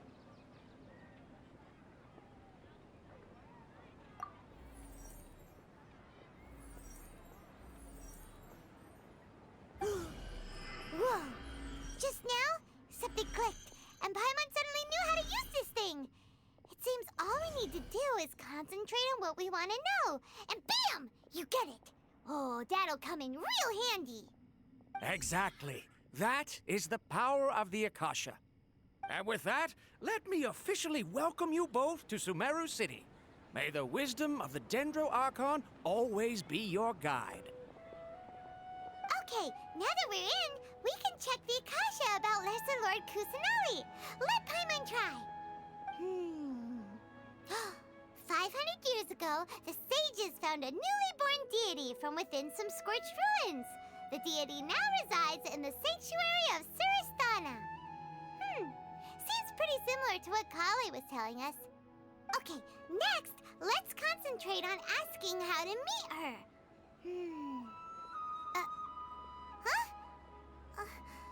Paimon doesn't sense anything. The Akasha didn't respond to Paimon's question. Oh, come on! Ugh. Focusing on this question feels like when you have something you're trying to remember and it's on the tip of your tongue, but you just can't think of it. Ugh. Paimon's brain is exhausted. Oh, smart idea! But what are you going to ask it?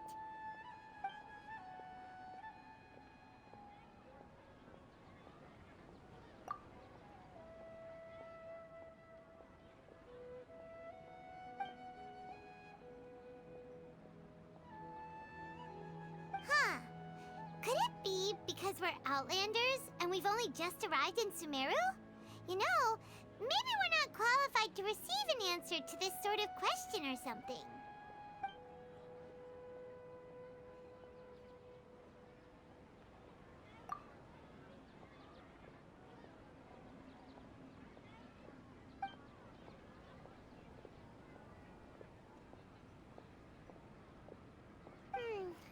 You too?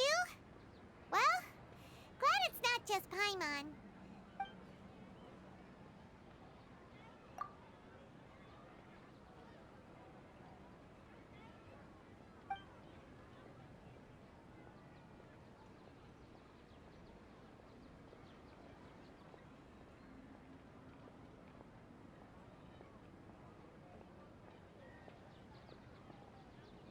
Uh-oh. Paimon's getting all teary-eyed all of a sudden. It feels like the people of Sumeru really missed their Archon. Well, seems no matter which way we try, we can't find anything that'll lead us to Lesser Lord Kusanali. Guess our only choice now is to try meeting with the researcher that Tighnari recommended. He's from Sumeru and even has a position in the Academia. Maybe he'll be able to access more info from the Akasha. Tighnari wrote an address on the letter's envelope. Oh, it's not far from the city's gate. Let's head over and have a look.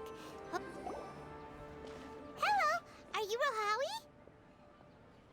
Yes, that's me. Can I help you? Great! You see, Tighnari sent us here and... What? Tighnari? Please, there's no need to say anything, really. Sure, I admit that the article I published last month wasn't my best work, and maybe the data didn't produce the most convincing results, but...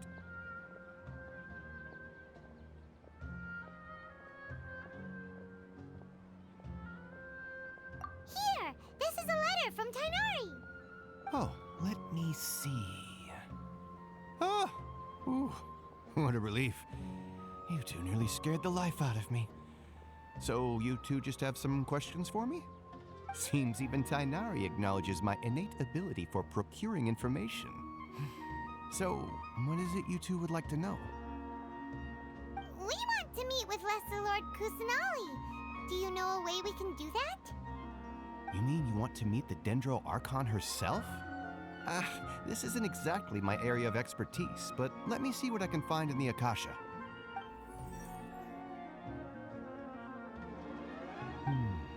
Sorry, the Akasha didn't respond to my query. What? You too? But what about your abilities for getting information and all that? Paimon was sure you'd be able to access more info than we did. Well, as I said, this isn't my area of expertise. I am but a lowly researcher, so the Akasha doesn't see a need for me to know more about the Dendro Archon. All I know is that ever since Lesser Lord Kusanali returned to Sumeru, she's never left the Sanctuary of Sorasthana or made a public appearance. Huh.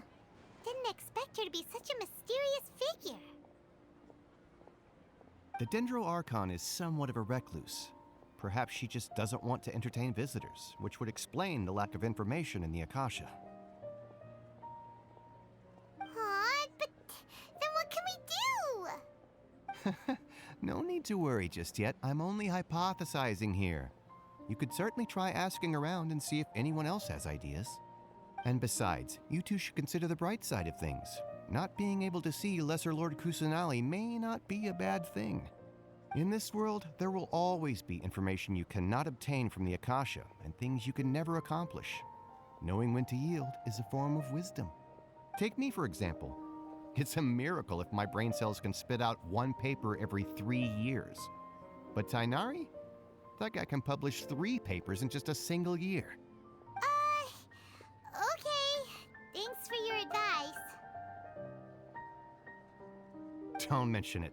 If you two ever want information about things like who's been promoted within the academia or relations between the 6 great sages, come find me.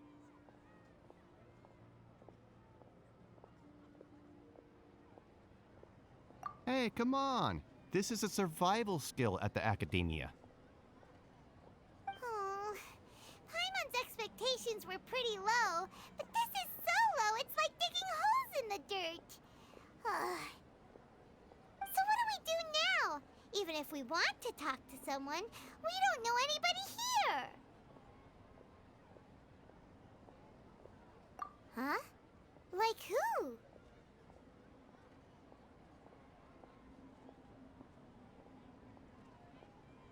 Oh, you're right! Catherine! The Adventurers Guild has its own intel network. Let's hurry and find her. I've been handed all the cumbersome tasks again.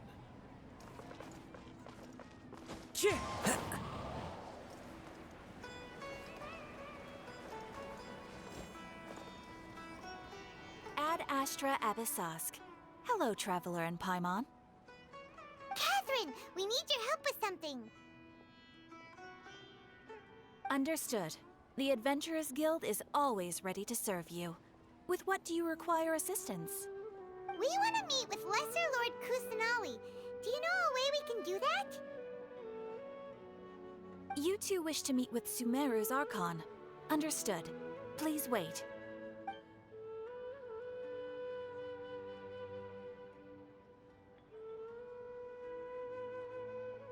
I apologize, but I am unable to call up any relevant information in the Akasha. I'm also unable to locate any pertinent information in my personal memory. Aww, another dead end. Well, if Catherine can't help us, then we really don't know anyone else to ask now. Please do not worry. I may know of someone who can help you two. In Sumeru, the Adventurers Guild does not serve as the vanguard of information.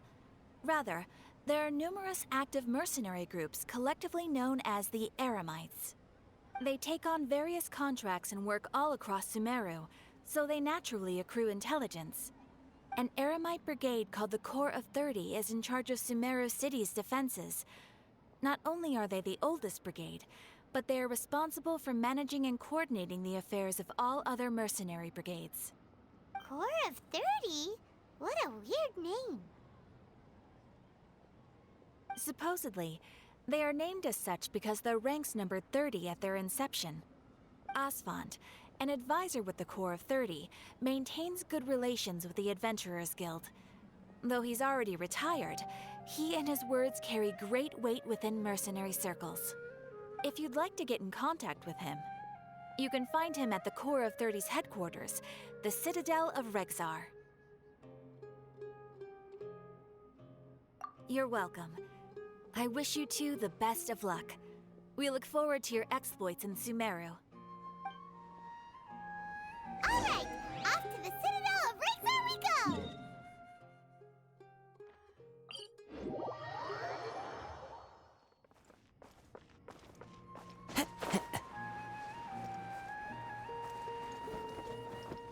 So many regrets. Welcome. The Adventurers Guild told me to expect you two. It's nice to meet you, Asphalt. We'd like to ask you about something.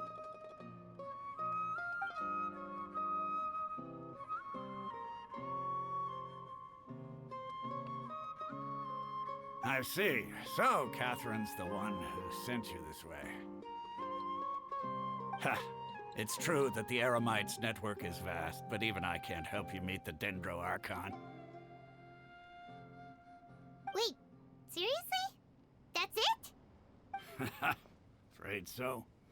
The Eremites aren't terribly religious, so we don't know much about divinities. As far as the Akasha goes, we can access even less than you. We originally came from the desert. The gods there died off long ago. Since those days, we've used our own two hands to carve out a living. We don't beg gods for their aid. It isn't just us, though. If you ask me, I think most in Sumeru aren't interested in Lesser Lord Kusanali. Oh? Why's that?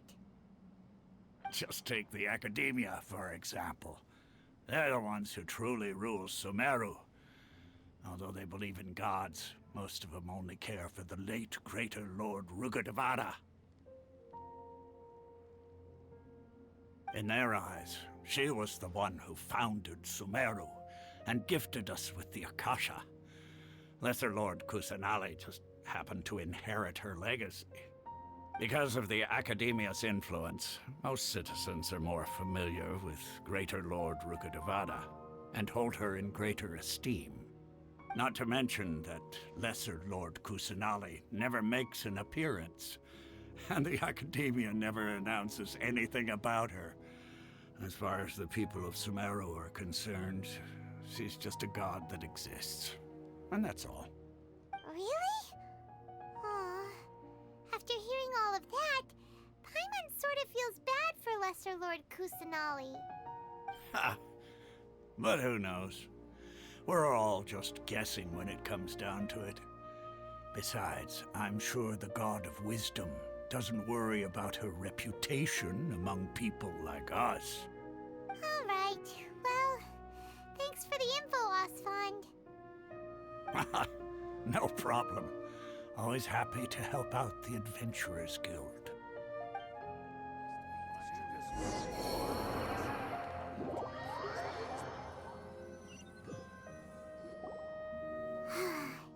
Seems Archon was right about most people's attitudes here. Not only are they not interested in the Dendro Archon, they even say stuff like, if the Akasha doesn't think I should know, then I don't need to know about it. We've been asking for information non-stop ever since we got to Sumeru. But the harder we try, the more helpless everything seems. Isn't there at least one person in this entire city who cares about Lesser Lord Kusanali? Oh, you two are interested in Lesser Lord Kusanali? Huh? Who are you? From the sound of it, you two are Outlanders who recently arrived here. You've been asking around for information on Lesser Lord Kusanali, right? Oh, I'm sorry. I forgot to introduce myself. I'm Dunyarzad, one of Lesser Lord Kusanali's faithful followers. Whoa, really? Then do you know how we can meet with her? I'm afraid I can't help you with that. But your conversation earlier did happen to remind me of a legend about the Dendro Archon. Sure. It goes like this. Long, long ago, there was a man who heard a prophecy. It predicted that a great calamity was about to befall him. Panicked by what he heard, the man sought out the Dendro Archon in hopes that she would bless him with the wisdom to help him escape his predicament. The man journeyed across deserts and through rainforests and experienced tribulations of every kind. However, he still couldn't find any trace of the Dendro Archon. In despair, he thought, alas, the Archon has abandoned me. He then had no choice but to sorrowfully resign to his fate. Okay, and then what happened? And then, the calamity came. But to his own surprise, the man felt somehow emboldened by the trials of his journey. By relying on his own strength, he managed to overcome the adversity. At that moment, a bird perched upon his shoulder. This bird was, in fact, an avatar of the Dendro Archon. She said, "O Archon Seeker, do you now understand? She and her wisdom have long been found by you. Along your journey, we were in every flower and blade of grass, every ray of sparkling sun, and every breath of dancing wind. So long as you continue to think and ponder, we'll be wherever you go." Yeah, thanks for the story! Paimon feels all warm and fuzzy inside after that. In a way. It seems like this story is also one of the Dendro Archon's avatars. Dunyarzad, since you worship Lesser Lord Kusanali, can you tell us anything else about her? Of course. So did you two know that, I'm terribly sorry, but it seems something's come up now. Let's chat another day.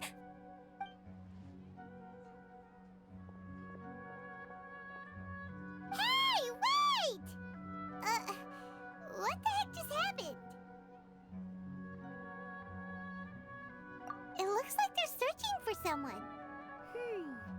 Dunyarzad was acting super nervous just now. You think they're looking for her? This stinks! We finally managed to find a lead about Lesser Lord Kusanali! We can't let them get in the way now. Let's see if we can get rid of them. Then we can catch up with Dunyarzad. Hey, have you two seen a brown-haired girl wearing a purple top and a long blue dress? We're looking for her. Did she have bandages wrapped around her wrists? Yes, that's her. Did you see which direction she went? Yeah, she went that way. Quick, after her!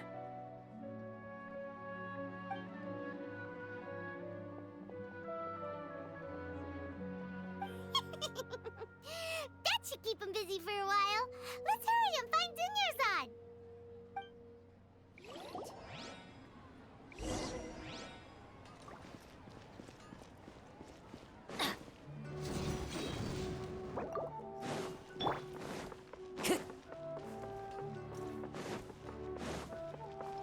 Time to go. There you are, Dunyarzad. We thought you might have been long gone by now. Oh, it's you two. Oh, you startled me there. You can relax now. We threw those people looking for you off the trail. Really? Thank you so much. Unfortunately, I believe there's still more of them out there looking for me. Uh-oh, looks like there are some coming this way. Huh? More of them? Then what are we standing here for? Run! No, wait, my body isn't in the best shape. It's difficult for me to run. Okay, sounds good. There's a tavern on the other side of the port we can go to. They probably wouldn't expect me to hide in a place like that. All right, let's move out. Stay behind us. We'll keep an eye out for anyone looking for you.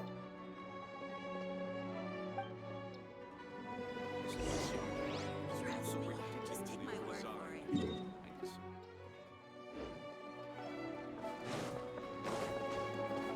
Yeah.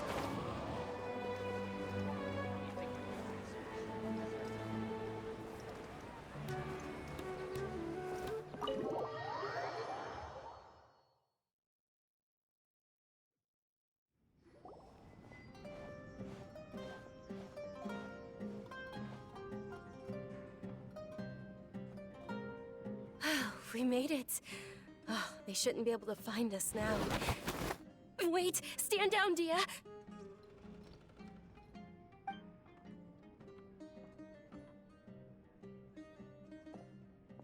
My lady, who are these two? They're travelers that I met on the street just a moment ago. They happened to notice that you were all searching for me, so they helped me hide. I see. In that case, you two should scram. There's nothing here for you. Wait a sec! Who the heck are you? And why are you shooing us away? I'm Miss Dunyarzad's bodyguard, here to see that she returns home safe and sound. My lady, let's get going. You've been gone for so long that your parents are worrying themselves sick. And if I refuse to go with you? It'd be easier for the both of us if you cooperated. But if you insist on not going, then I'll have to carry you like a sack of potatoes. Hey! Dunyarzad already said she doesn't want to go back. Why are you still pushing her? Stay out of this. You don't understand the situation. Sorry, my lady. Even though I'm your bodyguard, your parents are my employers. I have to answer to them. How much? Wait, what? How much more do I have to pay you to become your employer? So you never listen to my parents ever again. Double? A triple? Give me some time and I'll get that much. My lady, this isn't about Mora. I don't know what you think of us Eremites, but let me say this. I like Mora, but I'll never go against my principles. That's why I'm here looking for you. Sure, it's an order from my employer, but my conscience was also telling me it's the right thing to do. And knowing your health, carelessly running around like this is gonna hurt ya. For the sake of those who love you, don't be stubborn. No, you're wrong. I'm aware of my limits and I know what I'm doing. Honestly, the only people being stubborn right now are my parents. And I know perfectly well that it makes no difference if I'm at home or not. They still won't accept reality. And every time I bring this up, they just change the subject. Dia, you've been living with us a long time already. This should be old news to you. Dia, I know it hasn't been easy for Mother and Father, and I'm grateful for everything they've done for me. But there's someone else in this world I'm also grateful to. Because she saved me. The love I have for her is the same I have for my parents. This is my life and my last chance. So I want to do something meaningful.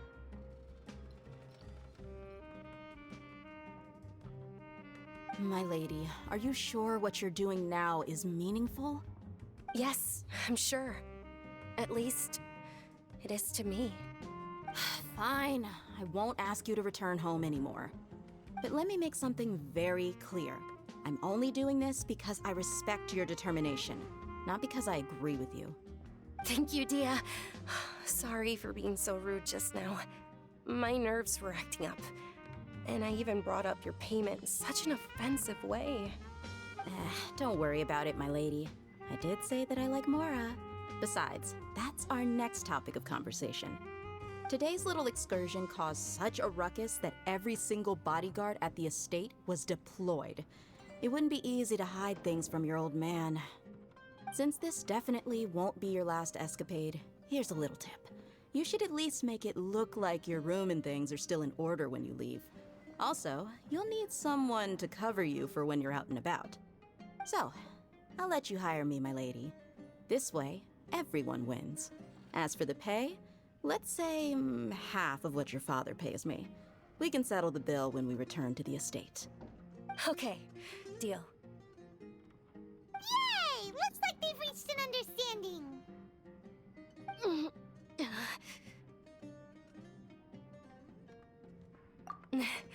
I'm fine, really. I just feel a little tired now that things have calmed down. My lady, stop trying to look tough. We're already in a tavern, so let's rest up and grab some grub. I'm sorry for worrying you two. If you don't mind, I'd like for you to join us. Sure! After you rest up, we want to hear more about Lesser Lord Kusanali.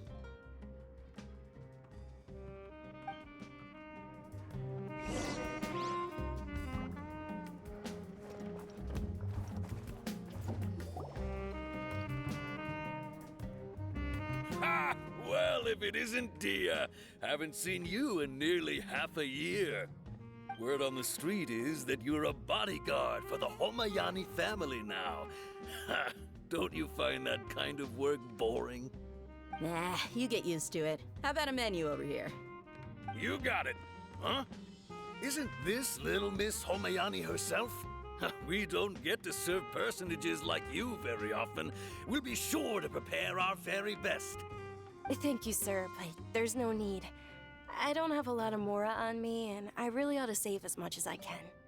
But please bring these two the best food you have. They're my new friends, so I want to be a good host for them. Yeah, we're already super grateful for everything you told us about Lesser Lord Kusanali. How about our coconut charcoal cakes? They're our signature snack, and they run cheap. Look, other customers over there are eating some now. They look kind of burnt and dry. Paimon will pass. Hey, come on! Paimon has personal preferences too, you know. Dunyarzad, we asked a lot of people when we first arrived, and almost nobody was interested in Lesser Lord Kusanali. So, what made you want to follow her? Well, remember when you asked me if I knew how to meet the Dendro Archon? Even though I don't know how, I think I've actually seen her before. Huh? Really? Yes, it was when I was a child. At the time, my illness had kept me bedridden for the better part of a year. I was stuck inside and couldn't make any friends, and my parents did their best to find treatments for me. But even then, the Akasha didn't have any helpful information. My younger self no longer had any hopes or dreams. One flare-up was so bad that I was in a semi-conscious state for several days. Then one night, I woke up alone in my room. I was terrified. My body was paralyzed. Even if I cried, there was no sound. At that moment, an ethereal voice spoke in my mind. Dunyarzad, don't be scared. You don't have to cry. Dunyarzad, don't be scared. You don't have to cry. Who are you? How do you know my name? How do I explain this? You might not be able to understand, but actually, I know everything about you. Really? Of course. I know that you're scared of thunder, that you hate taking medicine every morning, and that you love counting the petals on your mom's skirt. Wow, you really do know everything. Dunyarzad, is there anything you want? Want? Not really. I can't go anywhere or do anything. Huh? But aren't you a child? All children have wishes. Tell me what you want, and maybe I can make it happen. But can you make my illness go away? Oh. I'm sorry. But I'm not powerful enough to do that right now. Then, can you be my friend? After that, the voice said, "Okay, I'll be your friend." Although my body was suffering during those days, that voice encouraged me and told me many wondrous things. Beyond my window was the flourishing Sumeru city. Beyond the city was a lush rainforest. And beyond that was the wall of Samiel, deserts, and all of Teyvat. Once I finally made it through that bout of illness, I couldn't hear that voice anymore. I told my mother about it, but she said that I must have been dreaming. But I know that that voice wasn't a figment of my imagination. Before that, I had never heard of Teyvat. Yes, for sure. If it weren't for that voice, I would have never grown curious about the outside world, nor would I have learned how to read and enjoy so many books. That voice sparked a desire for wisdom. It had to have been the Dendro Archon. I've been hoping for a chance to repay her kindness. In fact, I was running around today to help prepare the Sub-Zero's festival for her. What's the Sub-Zero's festival? It's Lesser Lord Kusanali's birthday, which was the day that she was found by the sages. It's actually an old holiday that originally celebrated Greater Lord Rukkhadevata's birthday. When she passed away, the holiday eventually became a celebration of the Lesser Lord's birthday. I heard everyone was overjoyed when they welcomed her back to Sumeru. In those days, the festival was a huge deal. But because of the Academia's influence, people have gradually lost interest in the festival. The Academia actively participates in Sumeru's many holidays dedicated to Greater Lord Rukkhadevata. But when it comes to the Sub-Zero's festival, forget any funding. They practically act like it doesn't exist. Maybe they see Lesser Lord Kusanali's birth as confirmation of Greater Lord Rukkhadevata's death, so they're reluctant to celebrate it. Aw, but that's awful. It is. It's absolutely terrible. Sure, the Greater Lord founded Sumeru, but hasn't Lesser Lord Kusanali been the one quietly protecting us for the past few hundred years? Just remember that we're still out in public. Don't get too carried away now. I know that people over by the Grand Bazaar still hold the Sub-Zero's festival to this day. But I hadn't met any of them before, so I was never able to contribute. But recently, I made a friend there who also follows Lesser Lord Kusanali. I gave her my savings because I want her to throw a wonderful festival this year. That's the least I could do for Lesser Lord Kusanali. Hold on, my lady. Does this friend happen to be Nilou, the one who sends flowers to the estate? Yes, that's her. I saw her leaving the other day with a nervous look on her face. It seemed like she was hiding something in her arms. Did you give her something? Yes. Initially, I didn't have much more prepared, so I had Nilou sell one of my skirts. I've agreed with Nilou to meet up at the Grand Bazaar today, and see how things are coming along. Dia, would you accompany me? Sure. That's quite the trip, though. I'll carry you. No, that would be too much, even for you. You might as well just accept the lift. If I let you walk, who knows how long it'll take us. And if anything happens to you, then I'd really never hear the end of it from your father. But of course. Nilou will be thrilled to hear there are more people interested in Lesser Lord Kusanali.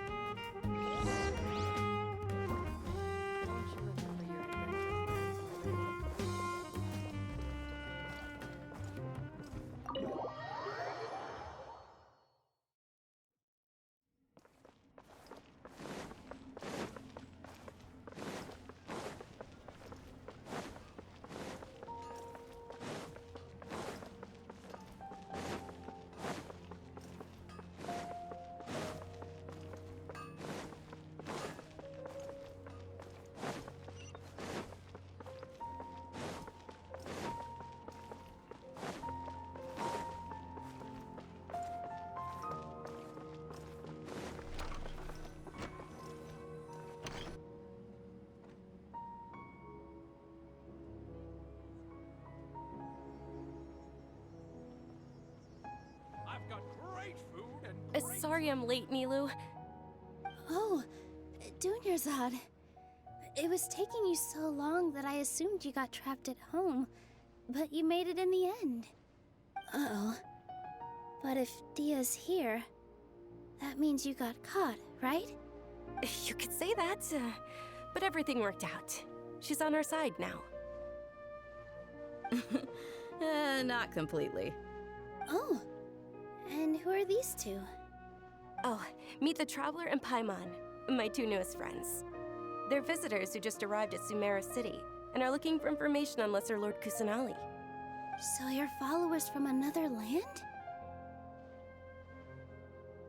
That's wonderful. You two absolutely mustn't miss the Sabzeruz festival.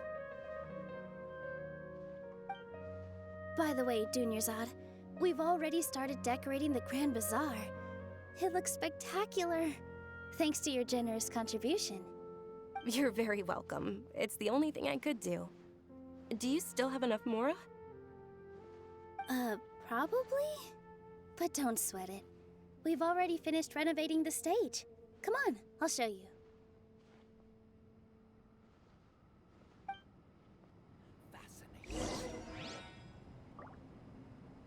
I've got great food and great drinks that everyone can enjoy.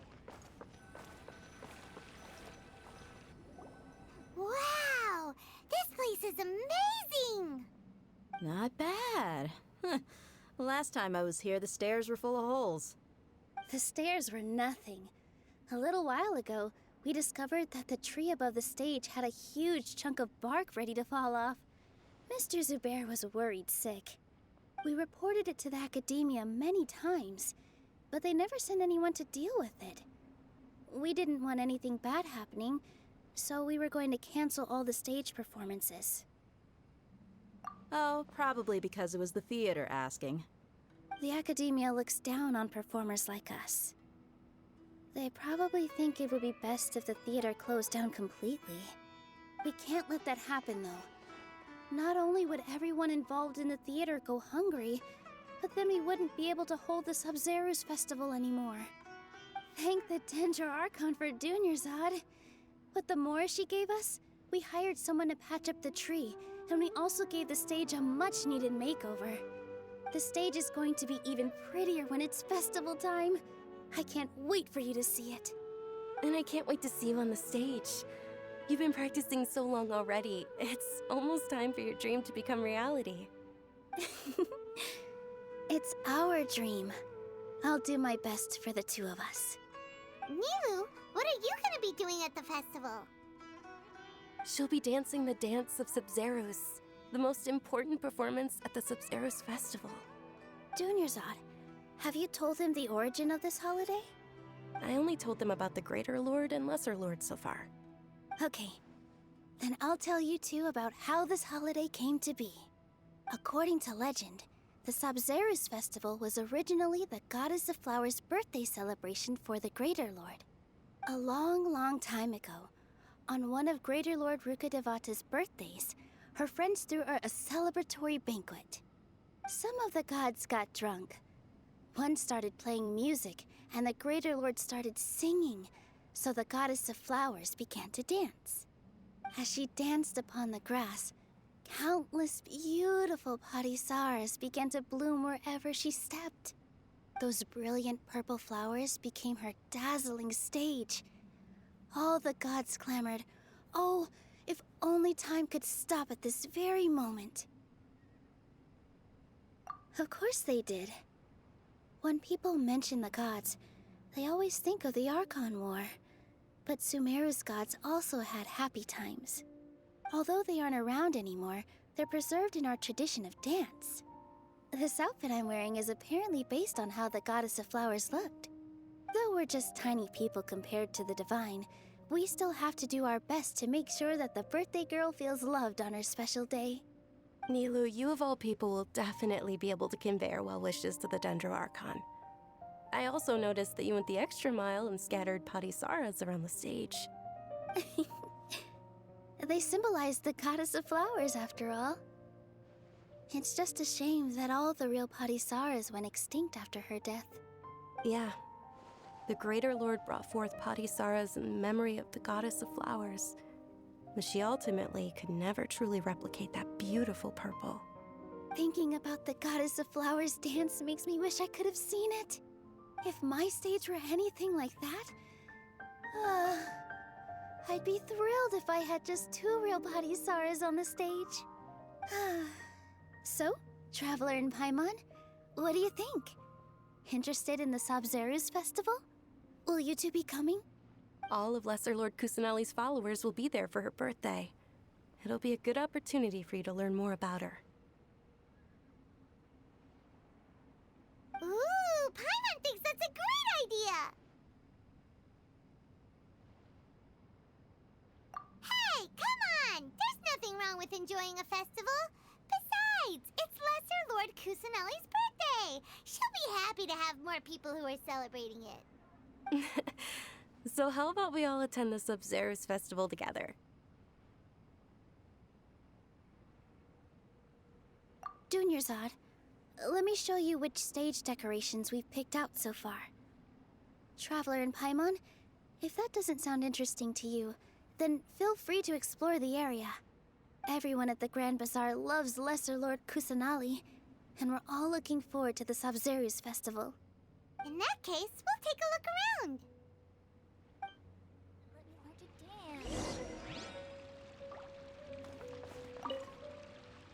Whoa! What's with your yellow hair? And why do your clothes look so funny? Are you an outlander? Did you know that the Sabzeruz festival is about to happen? There'll be loads of fun things to do at the festival. But the best part is when Ferris, the Knight of Flowers, passes out candy to everyone.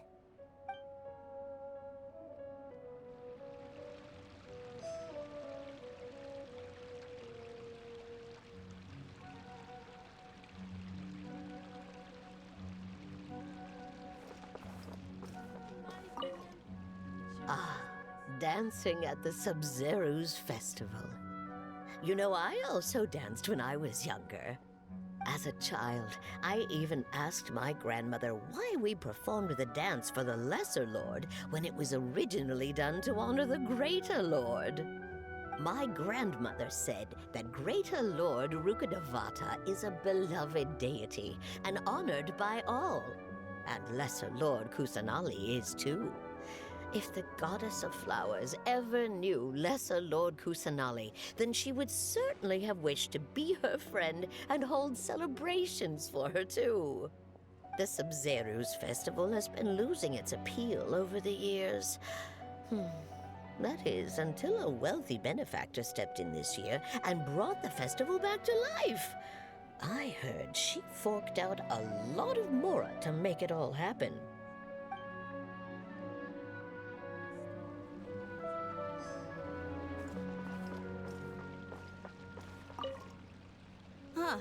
Revamping the stage for the festival couldn't have been easy, that's for sure. I bet this year's festival will be one to remember. I don't know much about the Grand Bazaar, but I do know that the residents here have a penchant for song and dance. 2 things that the academia doesn't particularly approve of. Oh, and the perfume sold around here is a lot better than what you'll find elsewhere. The fragrances are longer lasting and they're gentler on your skin and... I mean, that's what I've heard at least.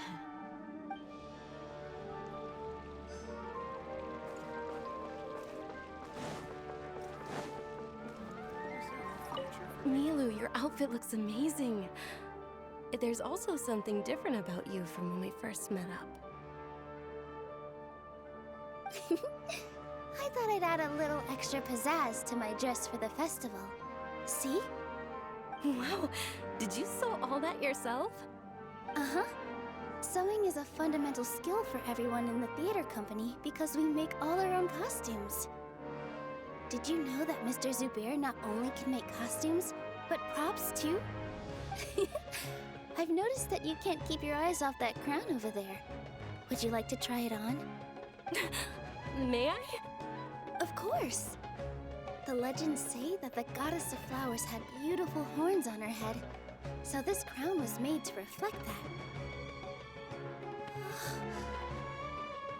Dunyarzad, You look absolutely stunning with it on. It's like I'm looking at the goddess of flowers herself.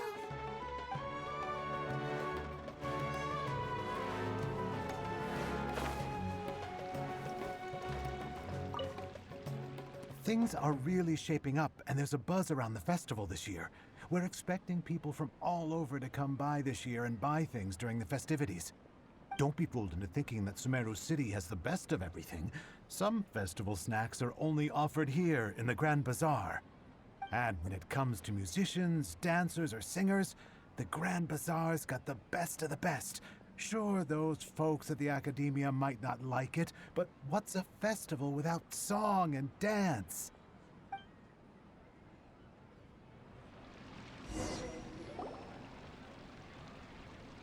Hey! Is that who Paimon thinks it is? It looks like Catherine.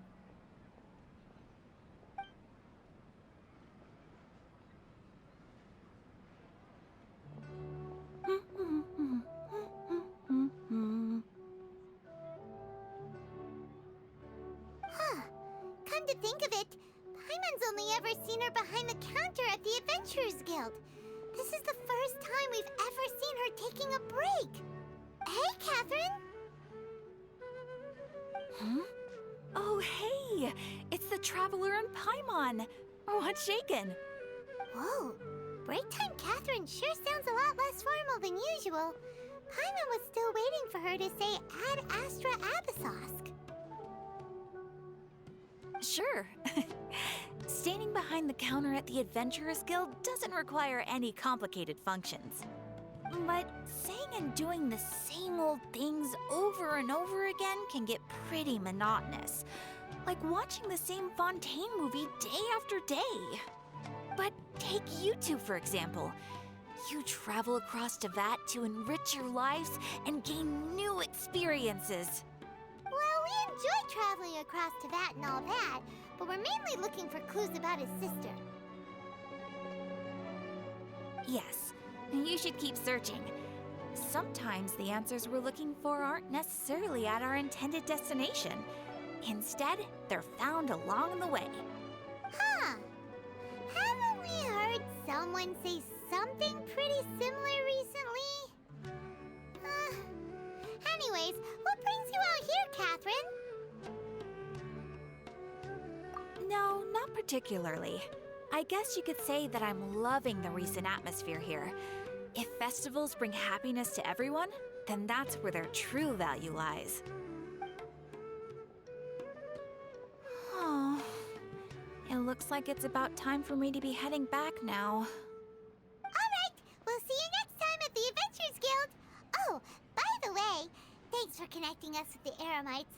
We've already made some great friends in Sumeru City thanks to you. I'm sure you two will get along well with the people here. You've already been blessed by the element of Dendro after all. See you around.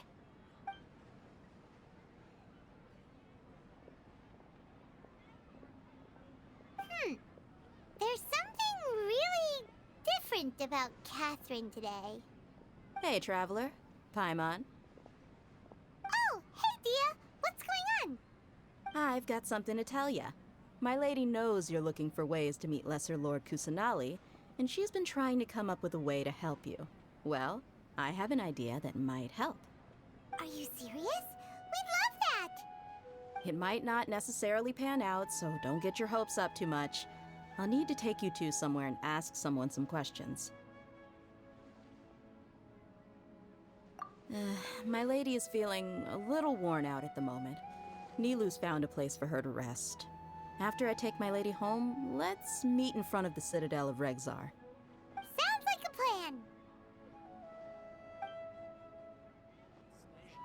Let's head over to the Citadel of Regzar and wait for Dia! Future spices here. We've got all kinds.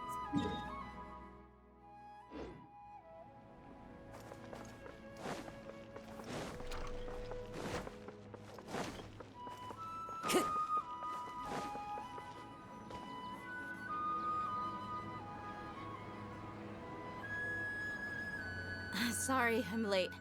It took some convincing for the master and mistress to believe that Miss Dunyarzad was only sitting in the port for a while because she was in a bad mood. Anyway, I guess I should be thanking you. I haven't seen Miss Dunyarzad that happy in a long time. If it wasn't for you two, she probably would have been caught and dragged back much earlier. You sure sound a whole lot nicer than when we first met, Dia. Who would have thought you had such a soft spot for Dunyarzad? It's called being a professional. I'm a bodyguard, and I work for whoever's paying. Look, Dia's blushing. Listen, you two. I don't expect to be working for Miss Dunyarzad very long, but I hope to finish things on a positive note if possible. Let's cut the chit-chat and head into the Citadel. We'll see if the person I know has a way for you two to meet with the Lesser Lord.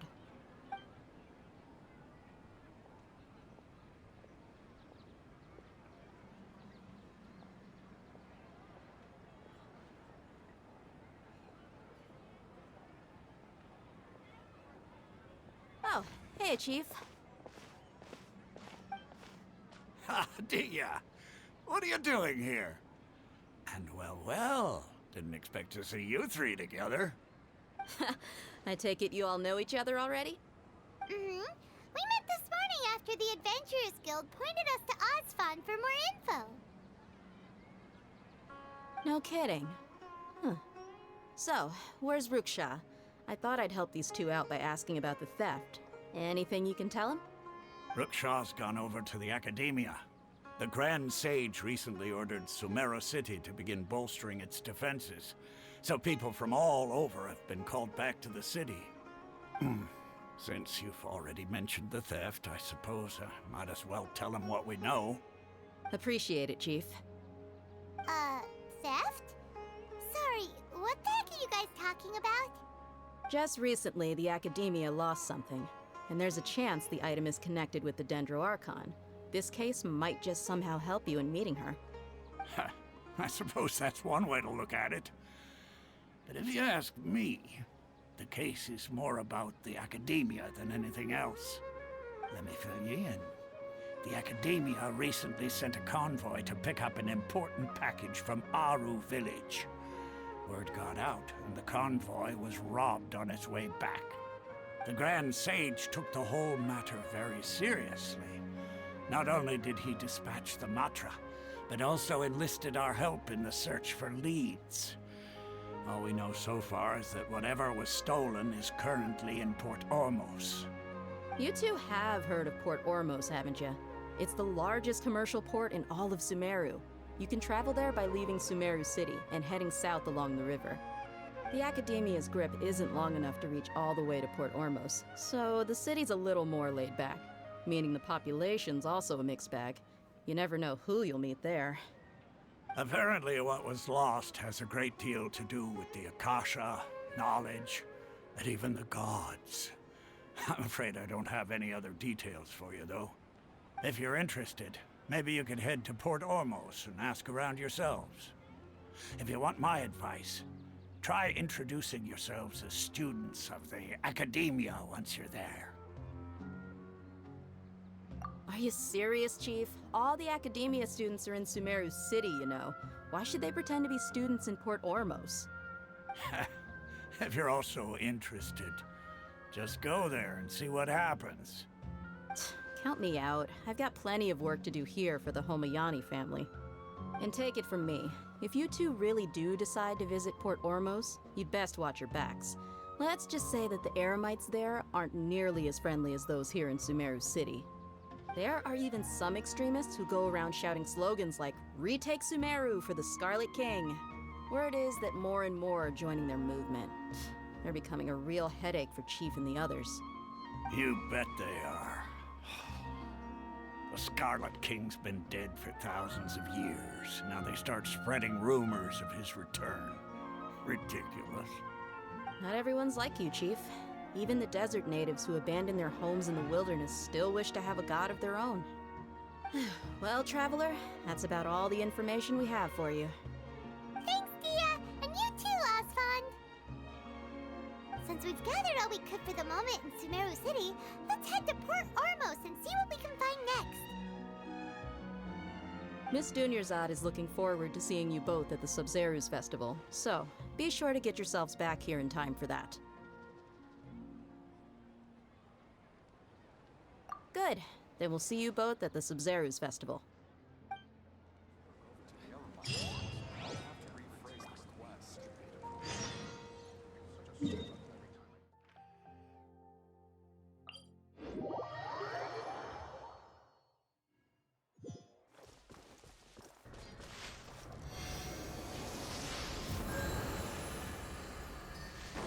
Time to get...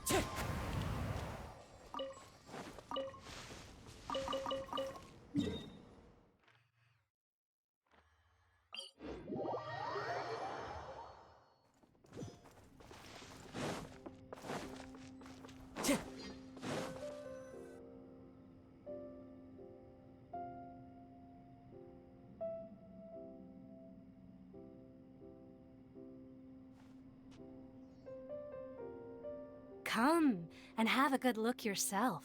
Traditional spices of the highest quality, made with pride and experience. You've got a deal. I can't thank you enough for always looking after my business. Believe me, I'm not making this up. Several Eremite mercenary groups are nearly in open conflict, but does the core of 30 care? And that's not all. Did you know that... Wow! Talk about hurly-burly! This place is busy! Well, guess that's only to be expected for the largest port in Sumeru. Maybe it's because of what Dia told us earlier, but Paimon can't seem to shake the feeling that there's also danger lurking in these crowds. Ooh. Let's get our bearings so we can start looking for leads. We know that whatever the Academia lost is related to the gods. But other than that, we don't have much else to go on. Osfun told us to try posing as Academia students while asking around. Paimon checked the Akasha on the way here, and the Academia doesn't seem to have any research facilities in Port Ormos. Paimon doesn't get it. Won't we look even more suspicious going around saying we're Academia students and asking about the stolen item?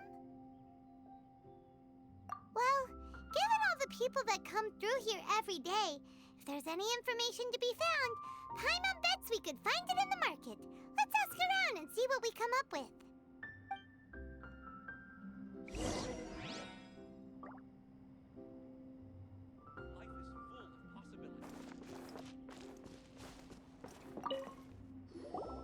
Welcome. Welcome. How can I help you two? Hi there. We would like to ask you a question. Do students from the Academia ever come to Port Ormos? Of course. Especially around this time of year. Students from Sumeru City that are about to graduate often come to Port Ormos to cut loose a little. Many people often talk about how hard it is to get accepted into the Academia, let alone graduate. But those who finish their studies and go on to become full-time researchers at the Academia have it even harder. Sure, we may not be Sumeru City, but Port Ormos offers beautiful scenery and a stress-free environment. Some even say it's good luck to come to Port Ormos, so students and researchers come flocking here when things get to be too much at the Academia. Ah, you see over there? Those are students from the Academia. They've been looking worried and miserable ever since they got here a few days ago. If you ask me, the life of a merchant is better. So long as the Akasha teaches us what we need, then life is good. Those students seem to be discussing something. Let's see if we can listen in.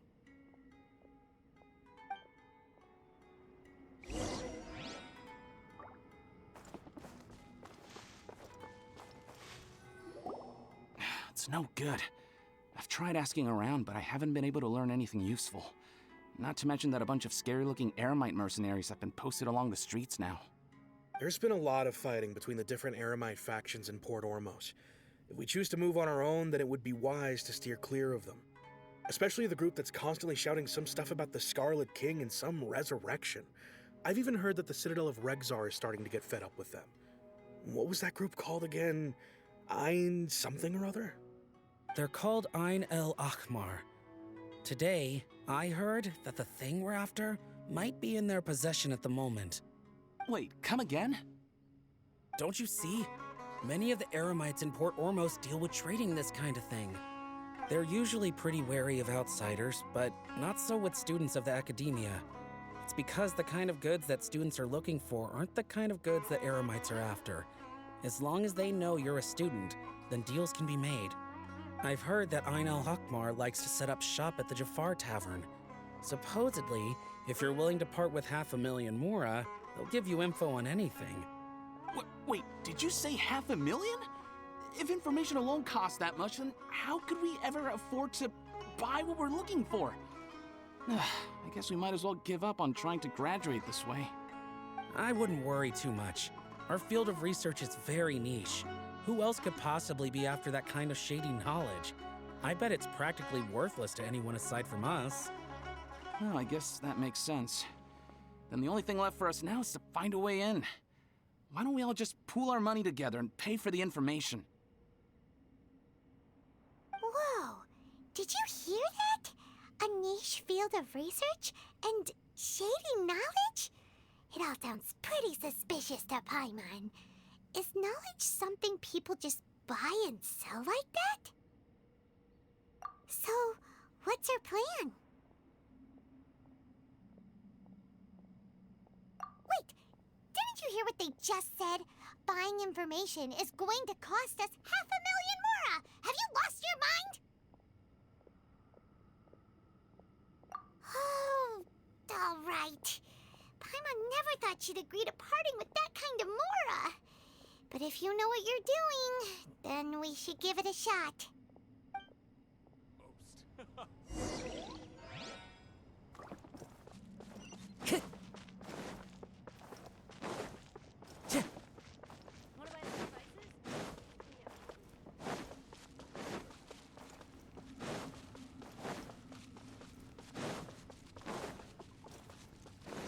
Time to go. This is the place we heard those students talking about. Oh, you've arrived. Please take a seat. So, they think that they can go toe-to-toe with the boss? Ha! Once we reclaim the power of the Scarlet King, they'll be the first that the boss punishes. They're nothing to be afraid of. Our main rival now is the Caracal Battalion. They've also amassed a significant amount of mora this time, so we mustn't underestimate them. How can the Caracal Battalion compete with the boss when they're nothing but a bunch of money-grubbing opportunists out for a quick mora? Yeah, with Boss's fervent devotion, he'll be able to use this power to bring our god back this time. Huh.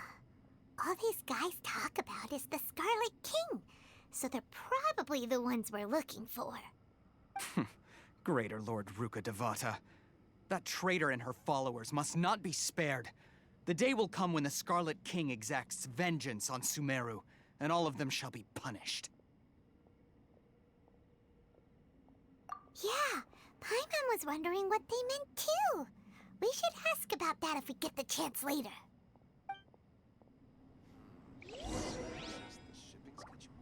What's going on? How can there be Huh? Who are you? What do you want? A traveler? Now's probably not the time to talk about that. Didn't the students say Eremites are wary of outsiders? A student? What's a student from Sumeru City doing in Port Ormos? Ah, well, if it's info you want, you've come to the right place. The question is, can you afford it?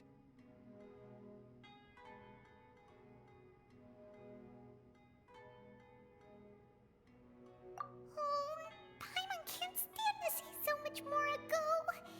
But there's no other choice right now. Here, this is the merchant's address. Whatever you're looking for, you'll find it there. Well, what are you waiting for? Oh, that's right! We heard you mention the Scarlet King just now. We're actually interested to know more because we're archaeology students! Fine. Since you've already handed over the Mora, I guess I can throw in a little extra info. As you can see, members of Ain al-Ahmar are devout believers of the Scarlet King. Years ago, the Scarlet King founded the great desert nation that was our homeland. It was an advanced civilization, far beyond anything you'll see in present-day Sumeru. The Scarlet King was the rightful god of wisdom, but he was betrayed by a companion he trusted. She even stripped him of his title, God of Wisdom.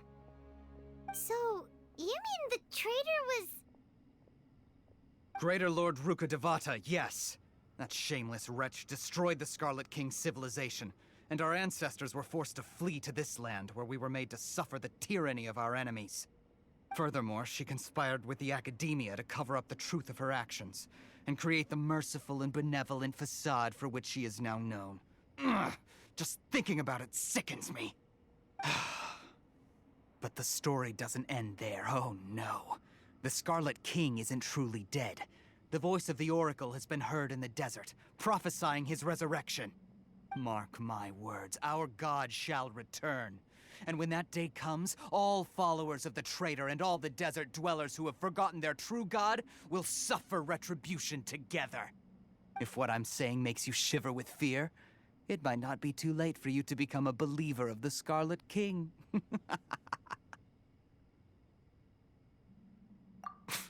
I don't have anything to say to you Academia people about that. I think this conversation has reached its end. Not just yet. This man is a fraud. Huh? You again? Deranged Academia lunatic. Yes, it's me again. I already warned you that if you weren't willing to sit and discuss things with me, I'd take measures to make things uncomfortable for you. Listen to me. That address he gave you is fake. Or at least, you won't find a merchant waiting for you there. This group has been boasting all around that they can provide information on a certain item as a means of luring people into their territory. Once you show up, they keep up the act until they have hard evidence that you want to purchase said item. Then they use that to squeeze you for all the Mora you're worth. Hey! Shut it all, Hatham! What are you playing at, trying to ruin our business like this, hmm? I told you the other day. I wish to discuss my terms with your boss. Ha! The boss made it perfectly clear that he won't negotiate with you. Yes, and in no uncertain terms. But that was then. It does not preclude him from changing his mind in the future. I'm warning you, don't push us, or this could get ugly. We don't usually get rough with people from the Academia because it just complicates things. For a lunatic like you, though, we might just have to make an exception. If you're suggesting that we escalate this from a verbal exchange to a physical one, I accept. After all, even the Archons used war to negotiate the ownership of Teyvat. If, on the other hand, we can't agree on any means of negotiation at all, then I'm afraid my next course of action will sting a little more than the mere falling through of a few business deals. I will jeopardize the Eremite's reputation, which I know you value above all else. I am quite confident that if I began to take such action, your boss would willingly approach me himself. However, I fear that by then, some things will have happened that cannot be undone. Also, a word of advice. I suggest you tell your boss exactly what happened here today. Otherwise, he might blame you for not telling him in the future. What did you say? Consider this. Have I ever failed to follow through on my word in the past? This guy is really out of his mind. Okay then. If you really have a death wish, let's meet a week from today. The pier in front of the Pharos Lighthouse, 4 o'clock in the afternoon, sharp. Don't expect us to hold back. Not so fast. First, you return the 500,000 Mora to them.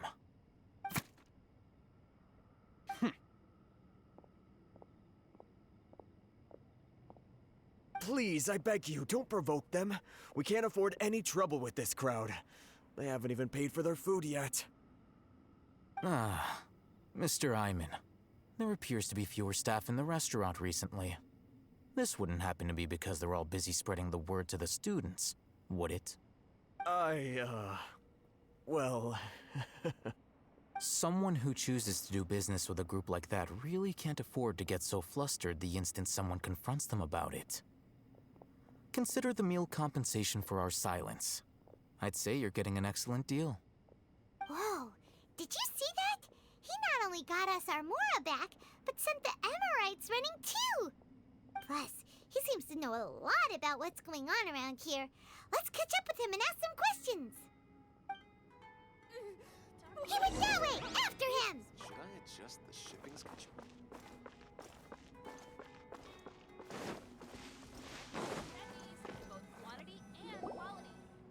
Wait up! It's Al-Haytham, right? What do you want? No need for thanks. My goal was to get to them, and you two gave me just the opportunity I needed. We're even. Oh, I advise you to keep your distance from them.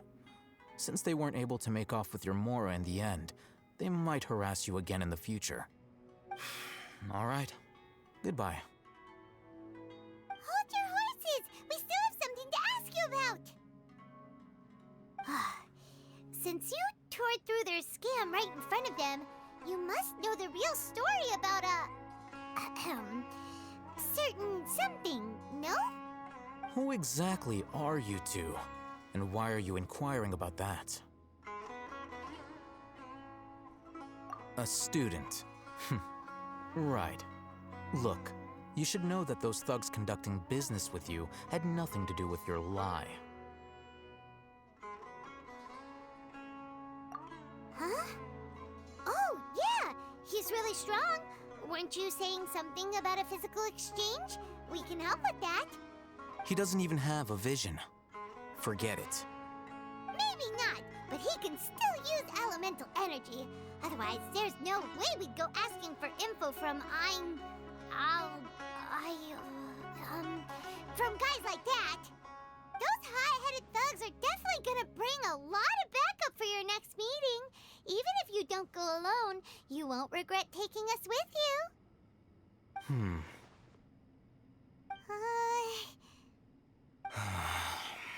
All right, I accept. Got a pen and paper? If you're searching for someone who sells that kind of merchandise, I'll give you one of their addresses, and you can try your luck. We'll reconvene at the appointed time by the pier. It doesn't matter if you show up or not. So, since you were happy to give us this merchant's information, does that mean you can tell us exactly what we're after? You were willing to part with 500,000 Mora for something and you didn't even know what it was? Okay. Well, if you truly are as skilled as you claim, then you can beat the answer out of them when they become hostile. Look, if you've been making inquiries, then you have to know something by now. Tell me what you know so far, so I don't waste time repeating information. We know it's connected to the academia somehow, and that not only do the Eremites deal in it, but some students want to get a hold of it too. What else? You know almost everything there is to know, but you're unable to compile this information because you've never seen the object before. This is what you've been looking for. Huh? Paimon can't tell what it is. It looks like some kind of ornament. This is a knowledge capsule. To put it simply, it's a vessel that can store a fixed quantity of canned knowledge. It's like a miniature Akasha. Anyone who links it to their personal Akasha terminal instantly becomes privy to its contents. Correct. Anyone. Unlike the Akasha, which heavily regulates who can access what information, knowledge capsules confer their contents without any requisites. That's amazing! It's essentially a convenient and harmless vestibule for knowledge. Unfortunately, it's illegal in Sumeru to privately possess or trade them. They were created as a means for scholars to transfer knowledge gained from Irminsul into the Akasha, and are intended to be destroyed immediately after use. But despite strict regulations, some of these knowledge capsules will always escape destruction. After all, there will always be those in this world who are dissatisfied with life as designed for them by the Akasha and wish to change their fate. Over the past century, a wide variety of canned knowledge has been leaked from the academia. Now, in Port Ormos, the valuable ones are a means to mora for the Eremites. Meanwhile, those which the Eremites deem to be useless to them occasionally prove useful to the common citizens and hapless academia students. Well, I think that about sums it up. Ah, so that's your true objective. With our current arrangement, I don't believe I can offer an answer. You're still resolved. Fine. Let's talk somewhere with fewer people.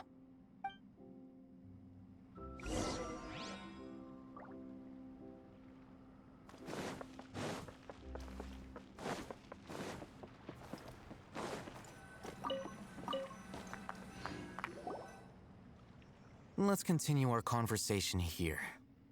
If you wish to learn more about the knowledge capsule that the Academia lost, then you must help me with something. I need you to find someone named Dory, a traveling merchant.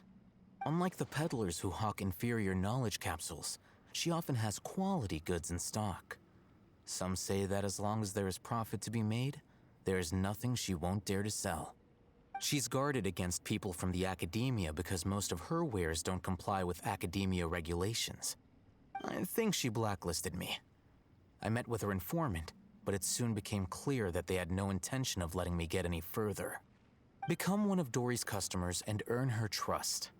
This is my condition for further collaboration. Why do you want us to meet with her? Until you complete this task, you don't have question privileges. Fine. So how do we go about doing this? You two are outlanders who haven't been here for long, so Dory should view you as safe clients. I'll give you the informant's address and their contact password. Beyond the password, though, I have no way of knowing what other tricks she might have up her sleeve. You'll have to improvise. This is kind of nerve-wracking. The true challenge begins after you meet her. She has a keen nose for mora and a shrewd eye for wares, and she only likes customers who she deems to have good taste. I'll prepare some funds for you. Buy her highest quality wares and earn her approval. What? We only just saw a knowledge capsule for the first time! We don't know how to tell which ones are good and which ones are bad.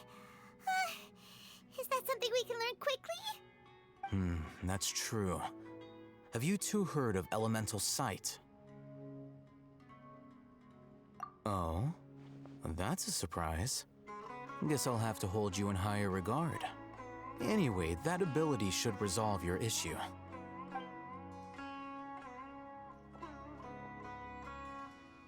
Here are 2 knowledge capsules. Tell me, can you detect any difference in their quality?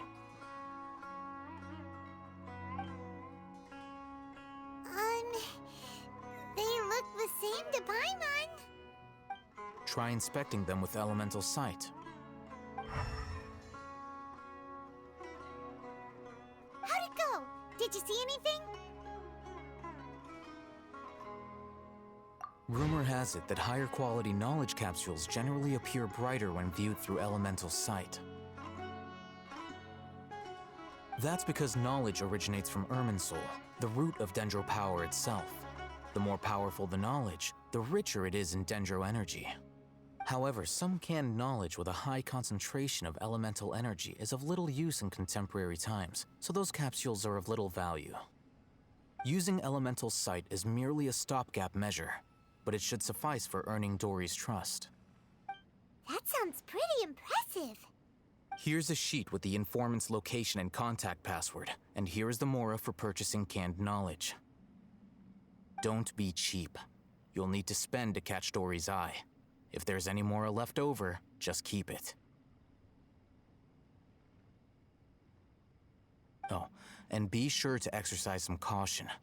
There have been Matra present in Port Ormos lately. Your efforts will be for naught if they catch you. Matra?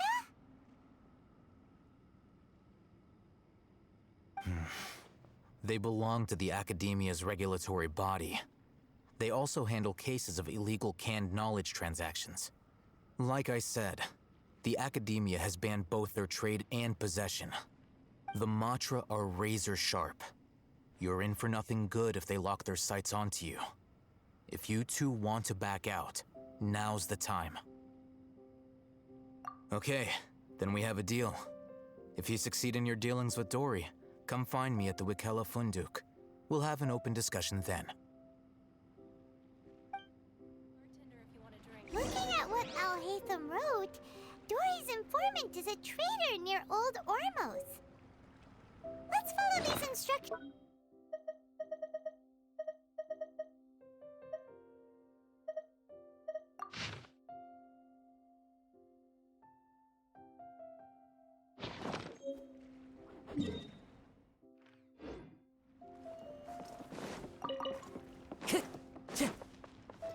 Time to go.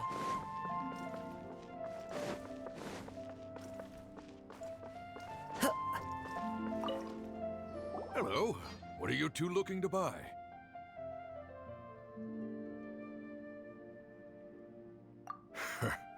What a unique palette. We have unripe horror fruits, but we usually keep them in the back. I'll have someone escort you. Following the paper got us past the first round.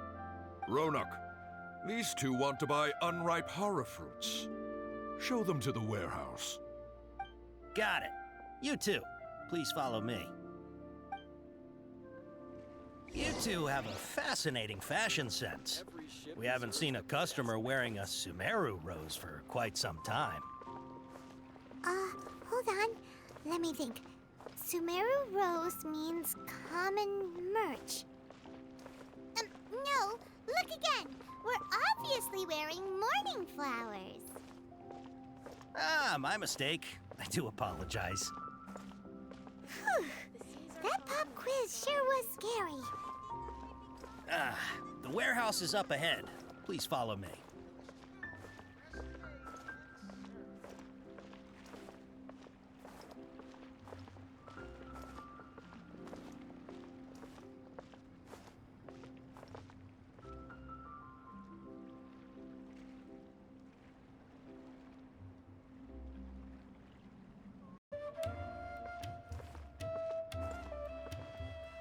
Before I retrieve your products, I need to confirm a few things. Please forgive me, but we may not have sufficient stock for you today. Earlier, many of our hara fruits were taken by mice.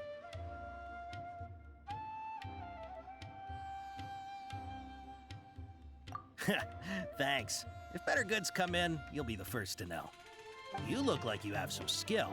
Why don't I pick out some fruits that'll make you dizzy?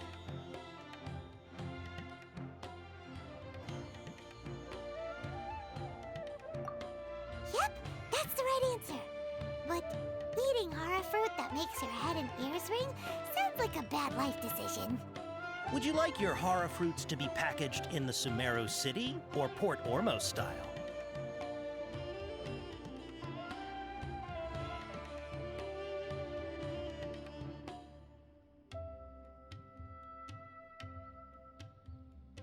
Wow, you two sure are generous customers. We'll be sure to package your products beautifully. Okay, everything has been confirmed. Miss Dory is waiting for you up at... Shoot! It's the Matra! Run! What? The Matra? Where? Al-Haytham said we're done for if they catch us. We gotta get out of here.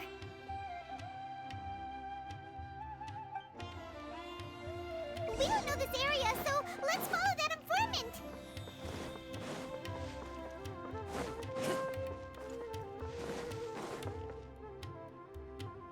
He ran that way!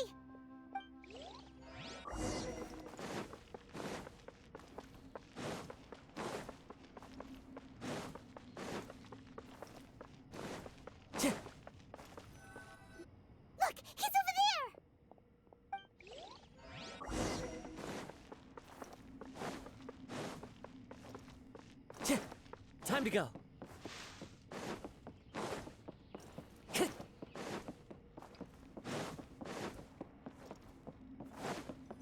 Hey! If you're hiding from the Rishbaland tiger, come this way! Another password! Huh? Oh, that voice came from behind the building. Here, over here. You can stop running now.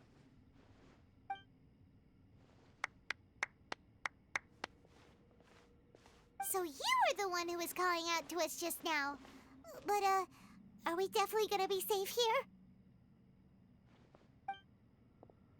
These two good customers wish to buy some horror fruit, Miss Dory. And if there's nothing else, I'll just excuse myself. Oh, very good. Thank you. Huh? Wait, you're Dory? I'm unsure thought you'd look a whole lot scarier. Hey, what are you trying to say, Princess Pea-Brain? I can be scary enough when I need to be, believe you me. If you don't watch what you say, then you can forget about doing any business. But it seems you two have actually done pretty well so far. Not only did you manage to find the informant, your reactions were also pretty sharp. You don't really look like criminals or anything, but I bet my Mora that you've been involved in some shady dealings, haven't you? Paimon's not sure if that's supposed to be a compliment, but we'll take it. I can't risk doing business with people who start huffing and puffing after just a few paces. No matter how much Mora they might have. Not only will they get caught by the Matra, but they'll also get us into trouble. As decent folks trying to run an honest business. We don't need any of that. Wouldn't you agree? So that's why I prefer to have customers like you. It's your first time here, but don't worry, I won't ask too many questions. Even if you wish to buy enough knowledge capsules to decorate your house with, please, knock yourself out. As long as you have lots of round, shiny Mora, then we're all good. Ah, yes, of course, of course. Go ahead, help yourselves. Voila! Wow, she has a trove of canned knowledge. Whew. She'd probably be in serious trouble if the Matra caught her with all this. What kind of products do you seek, my dear customers? Don't worry, I'm not interested in your reasons for buying. I can, however, offer some suggestions. Take this one, for example. An analysis of the sociological ideology and dialectics of the Hilichurls. Only 3 people in all of Teyvat have ever studied it, making it extremely rare.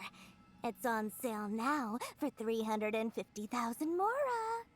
Yeesh, who would want to be an expert in that topic? Or how about the architectural styles and construction methods of Teyvat in the early Archon War period?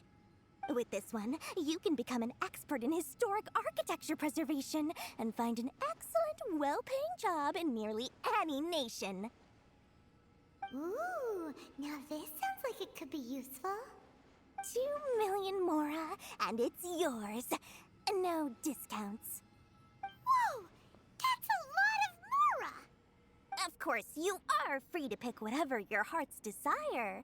The contents and price of each knowledge capsule are indicated in small text on the body of each one, down at the bottom. Alright, let's try the method that Al-Haytham mentioned.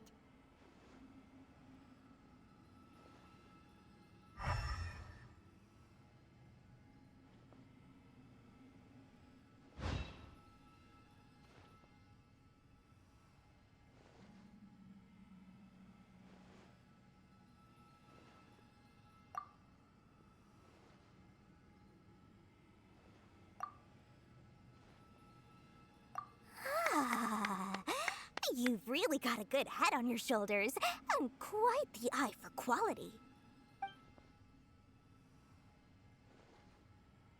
We'll take these, please and thank you. My oh my, you are blessed with a taste for both the exquisite and the extravagant. Customers like you are a rare breed. 1 in 100. No, 1 in 1,000 even.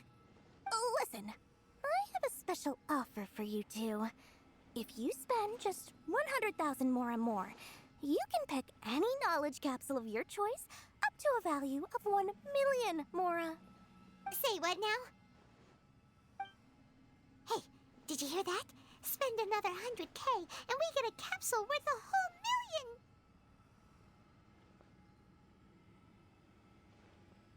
But all the canned knowledge we just bought is easily worth 500,000 mora. If we spend just a little more, we can get something worth 1 million mora. Isn't that a fantastic deal? Think about it. We've gone to all this trouble to get this canned knowledge. And so far, everything we bought belongs to Alhaitham. Aren't you even the least bit curious about how this whole canned knowledge thing works? We're talking instant knowledge here. Don't you want to try it yourself?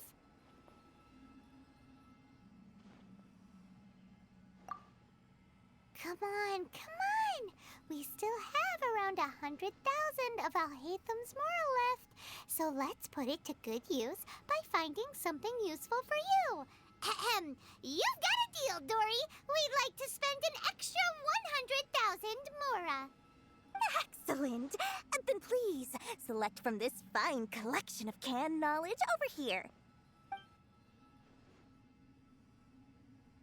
Hold on a second. Paimon thought we could choose whatever we wanted.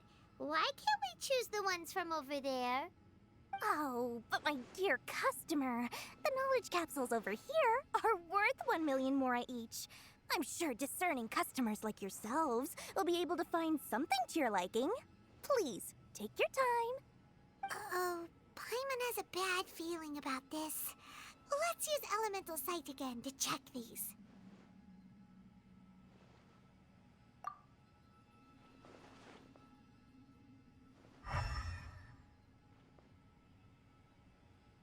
So, what did you see?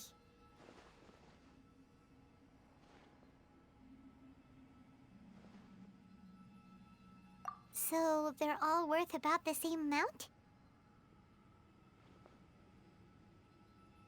Well, anyway, the mora's already been spent, so let's at least try to find something useful. Let Paimon take a look here. An introduction to traditional Sumeru brewing techniques, the art of growing spices, an overview of ancient runes. Oh, how about this one? Sword Fighting Techniques 8. Not sure we'd ever find volumes 1 through 7, but at least this knowledge should be useful, right? Let's go with this one. Dory, we'll take this one. All right, very good. I'm expecting some new goods in the next couple days, so be sure to check back again soon. Whether it's canned knowledge or anything else you need, bring your mora to Dory and doors will open. Our dealings with Dory went smoothly enough. Let's head to Wakala Funduk and meet up with Alhaitham.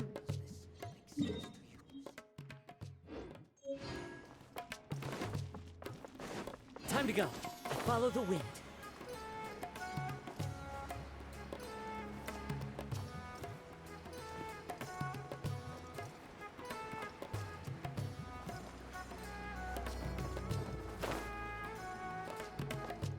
Ha!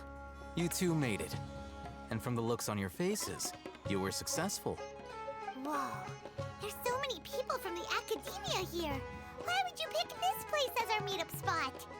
Well, Wakela Funduk is under the Academia's control, so naturally the Academia has people working here. I came to Port Ormos under the pretense of conducting official business. You're a pretty daring guy. Relax. No one here is interested in anything we say, and the Matcha won't come here. Okay now, tell me how your encounter with Dory went. Okay, we did what you asked. So, can you tell us about the knowledge capsule that the Academia lost now? Before that, I have to ask, why are you two so intent on tracking it down? You don't have to answer, of course. Yeah, he just wants to meet the god Pot of Wisdom and ask her about something important. We've been in Sumeru for a while now, but we still haven't found a way. When we heard that the Academia had lost something that might be related to the gods, we came here in case it turned out to be our lucky break. In that case, you're on the right track. A short while ago, the Academia lost a knowledge capsule in the desert. It's supposedly a divine knowledge capsule. Use it, and you'll gain the wisdom of the gods. Wow, there's really such a thing as that? Hey, if we find it, do you think we could learn how to meet the Dendro Archon? Ooh, or how to find your sister? I highly doubt it has any mystical properties, but it does indeed exist. And it's right here, in Port Ormos. So, where exactly? That's what we need to find out next. I won't deny that. I am investigating because I'm curious as to what the divine knowledge capsule truly is. As you know, the Eremites in Port Ormos also have their eyes on it. It is an extremely precious item. The knowledge contained within may bring great power or wealth to whoever has it in their possession. Several brigades have been vying for ownership of it as of late, but there is still no victor. My personal finances and connections cannot compete with those of the Eremites. After attempting various methods, I finally managed to reach a tentative agreement with several brigades. I agreed to forego ownership of the divine knowledge capsule in exchange for the opportunity to study it. After all, there's no harm in understanding what it is. However, there are those who are less amenable to negotiation, such as those from Ain al-Ahmar. They adamantly believe that the divine knowledge capsule contains the Scarlet King's power, and that he will return to this world when they obtain it. They refuse to let anyone from the Academia tarnish their deity's soul. So you kept hounding them because they refused to cooperate with you? Yes. Ain al-Ahmar isn't exactly wealthy, but its members are determined to get that capsule by any means necessary. To that end, they've resorted to many methods more foul than fair in order to amass sufficient funds. So, I've been sabotaging their business to force them into negotiating with me. The divine knowledge capsule should be up for a secret auction within the next few days. Each brigade will place their own bid, and the prize will be covertly given to the winner. To ensure the capsule's security and to evade the Matra's notice, the winning brigade will not publicly disclose their victory. Unless I know whose hands the divine knowledge capsule ends up in, my agreements with them will fall through. Dory is the most reliable source of information, but that avenue was previously closed to me. With you on board now, the situation is different. In other words, you wanted us to befriend Dory so you could find out where the divine knowledge capsule is. Yes, you can say that. But this arrangement harms none of us. The day after tomorrow, go back to Dory and try to purchase information on the divine knowledge capsule's whereabouts. If she has no information, wait 2 days and approach her again. If I get the opportunity to study the divine knowledge capsule, I will relay my findings to you. Will that suffice as compensation? Okay, then we'll meet up in 2 days. Alhaitham, before you go, we actually bought a knowledge capsule for ourselves, but we're not sure how to use it. You two want to try using a knowledge capsule? Sure, I can teach you. Doing so right under the Academia's nose is a bit problematic, though. What do you say we head to the outskirts of town?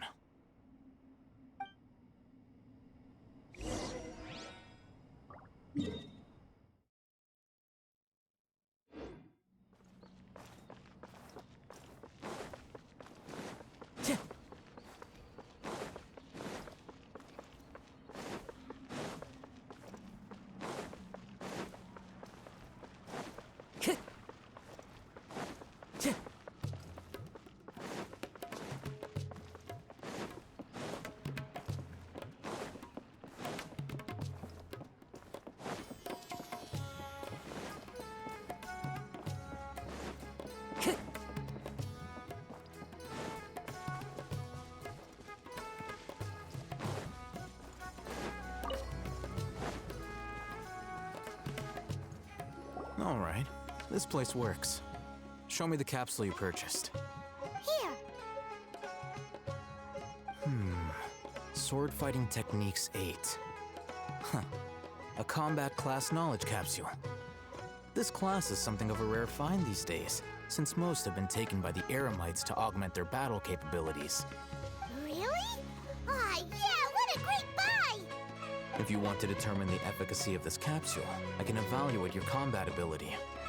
However, effects will likely be minimal if you already possess a high amount of strength. We can conduct a controlled experiment where you fight 2 battles, one before using this knowledge capsule and one after. While you fight, we can use an Akasha terminal to monitor your various physical parameters.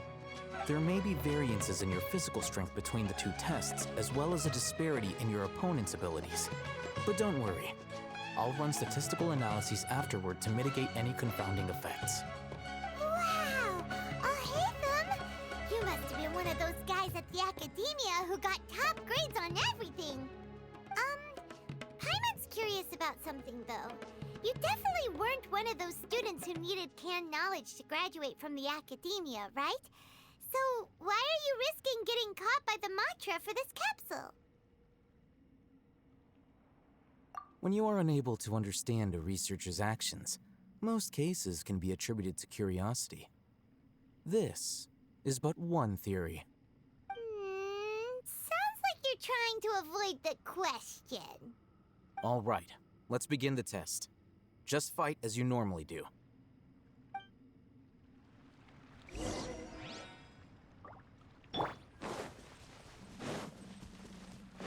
Nice and spike. One with nature.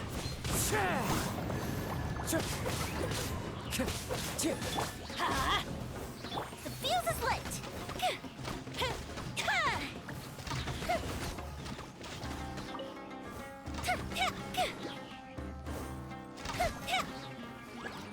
Boba, get them! The wind knows me.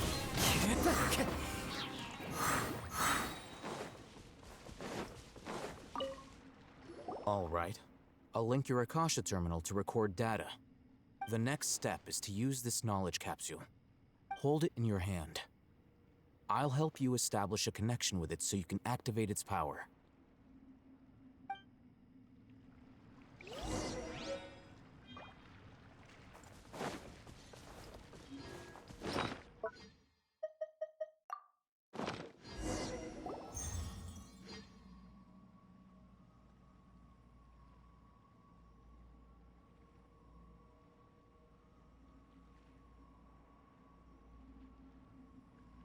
Hey, how are you feeling?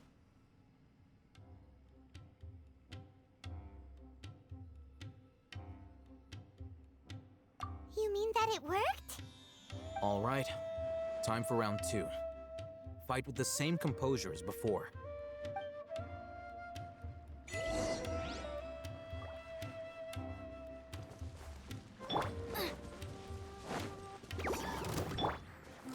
One with nature. Let's light it up! Teamwork is teamwork! Go the ship down! The wind knows me.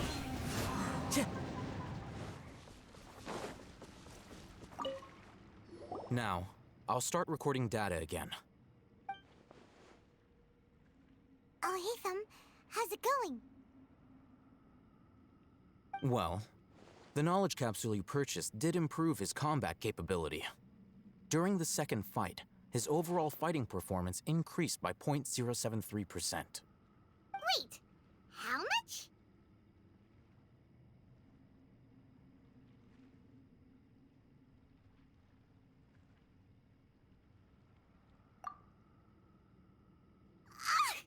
Dory's such a jerk! She totally scammed us!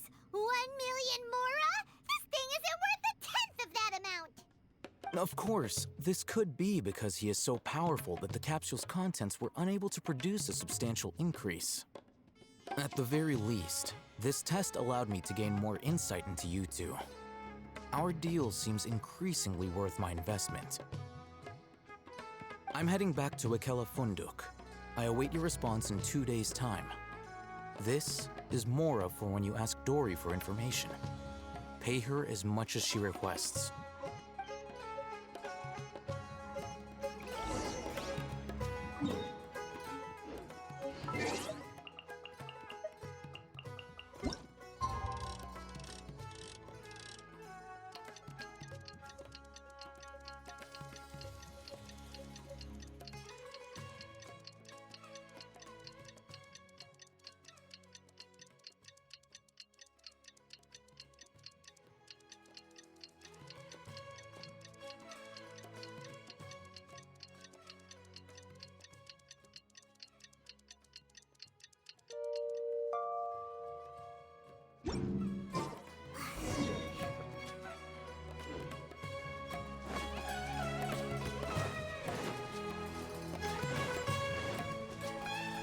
Time to go.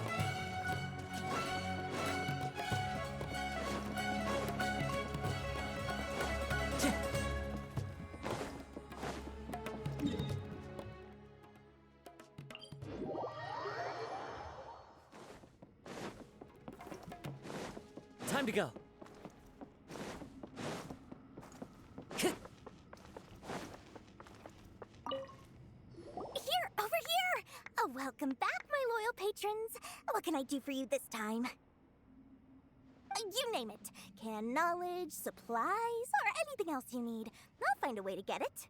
Where there's a waterfall of Mora, there's a way. Can you really get us anything we want? Anything at all? Aha! So it appears that canned knowledge alone is no longer sufficient for your opulent appetite. Then please, oblige me. Tell me what you have in mind. Oh! I knew customers with pockets as deep as yours would undoubtedly crave something more profound than ordinary canned knowledge. But you know, that kind of information isn't going to be cheap. After all, I had to work really hard to weasel my way into the auction site. Not to mention that if anyone found out that I was the leaker, I would be in big, big trouble. But how can we be sure your information is accurate? Paimon's curious how you just happen to have this kind of info the moment we need it. Because to me, anything of value is what I consider to be my supply. Therefore, I must always be aware of what's hot on the market in order to secure more sales. As for the information's authenticity, well, you've no need to worry about that. I used a camera to take a picture of the transaction. That way, no one can dispute it. It's always a pleasure doing business with such sterling patrons. Now that you've paid in full, here's the scoop. The Divine Knowledge Capsule was purchased yesterday by a certain Misery, the leader of Ain el-Ahmar. Ain el-Ahmar? You mean the Eremites who worship the Scarlet King? Ah, so you're already familiar with them. The group has done everything in their power to obtain the Divine Knowledge Capsule. After all, they believe it contains the power of the Scarlet King. That Divine Knowledge Capsule is unlike any other canned knowledge I've seen before. It was glowing bright red. The capsule is clearly visible in the picture I took. You can look for yourself. Thanks for the info, Dory. Please, it's my pleasure. It's all thanks to discerning customers such as yourselves that my efforts yesterday were not in vain. Please, don't hesitate to contact me if you ever need anything else in the future. Mora for Dory opens doors. Well, we figured out where the Divine Knowledge Capsule is. Turns out, it ended up in the hands of Ain el-Ahmar. Time to go. Let's head back and talk to Al-Haytham.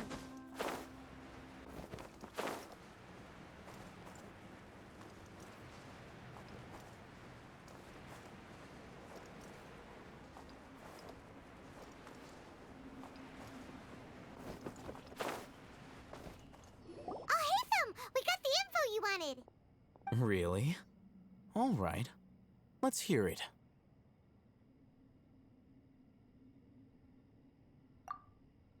Dory even gave us evidence to verify the intel. Have a look. Huh, look at that. Clear as day. It must have taken some guts just to infiltrate the scene of the Eremites' transaction. But then to get close enough to take a picture like this.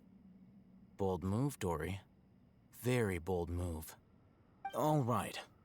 The person in this picture is indeed Misery, the leader of Ain el-Ahmar. And the glowing red capsule he's holding appears to be the Divine Knowledge Capsule. In which case, if we play our cards right, when we confront them next week, we should be able to force them to show their hand.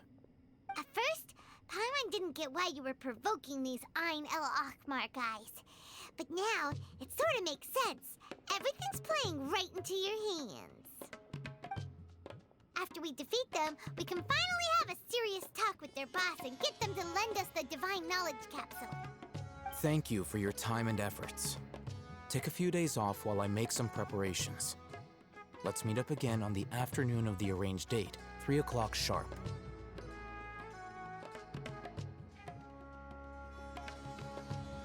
See you then.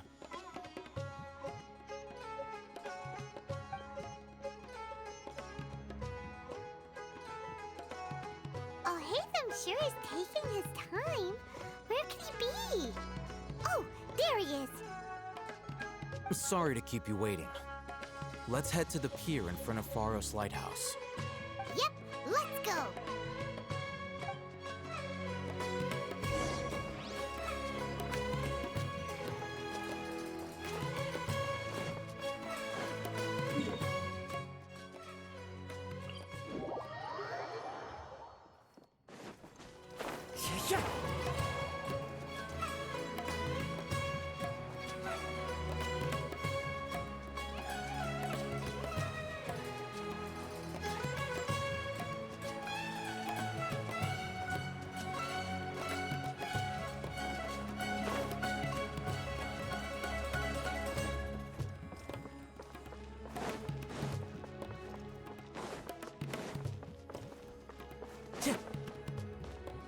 Oh, Hatham. I knew you were crazy, but I didn't know you were crazy enough to actually show up. It was I who demanded that these negotiations take place. I was more worried that you might go back on your promise. But to your credit, it appears that you're sticking to your word. This is turning into quite an occasion. I also brought some backup. I assume you don't mind. Backup? Aren't you the brat from the restaurant the other day? You've come to support this lunatic because he helped you out? Fine, your funeral. I'm not going to mince my words. Once we're done with you, you'll be nothing more than fish food. Get 'em, boys!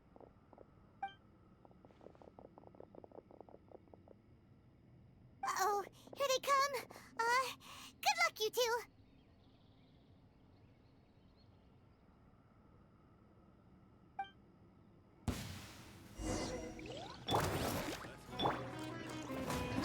One with nature. You're toast! As one with wind and cloud. The wind knows me.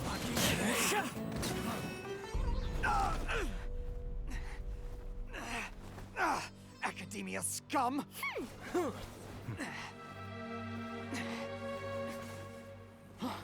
Boss! Finally! Did you use it?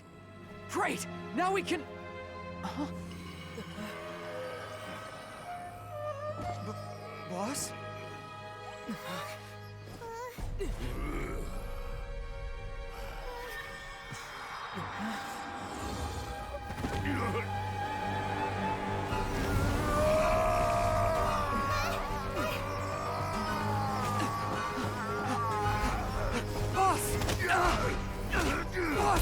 What's wrong?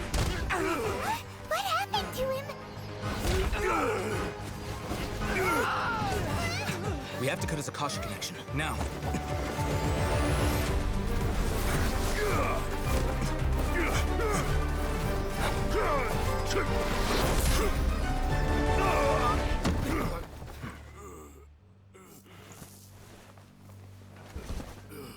Target acquired. Arrest him.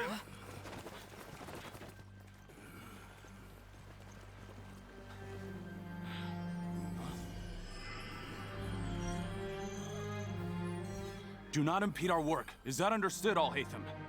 Of course. I was only trying to help. Take him away!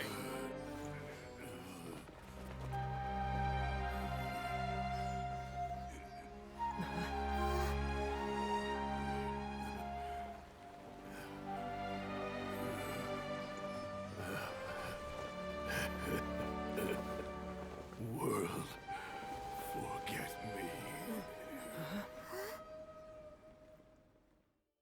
You want this one? What in Teyvat just happened? It's like that big guy suddenly lost his mind. It looks like he used the Divine Knowledge Capsule. You mean the Divine Knowledge Capsule did that to him? Oh, yeah. You mean how some researchers go insane after getting knowledge from Irminsul? I've heard of numerous incidents of researchers in Satyavada life going insane.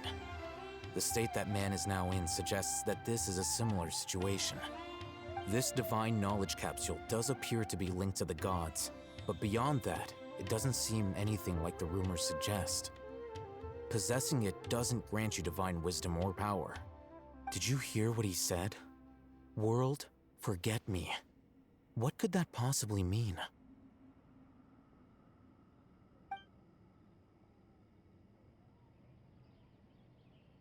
If the mantra took him away, then that means the Academia got the divine knowledge capsule back too. What a shame. We were so close. Still, Paimon didn't expect the divine knowledge capsule would be so dangerous. Imagine if we tried to open it. Oh, who knows what would have happened to us? As things stand, there is no reason for me to remain in Port Ormos. I believe our collaboration has also reached its end. Oh, we were so busy trying to find the divine knowledge capsule that Paimon forgot to ask you something. Since you're a member of the Academia, do you have any idea how we can go about meeting Lesser Lord Kusanali? Truthfully, I don't. Lesser Lord Kusanali appears to exist outside of Sumeru's entire administration. Most of the time, you wouldn't know she exists at all. Moreover, since the Academia possesses the Akasha, a symbol of our deity's wisdom, scholars have no reason to desire to make contact with the deity herself anyway. Everything about Lesser Lord Kusanali is such a mystery. I'm heading back to the Academia. How about you two? It's almost the day of the Sub-Zero's festival. Maybe we should head back too. We've been rushed off our feet over the past few days, so maybe a little rest and relaxation will do us good.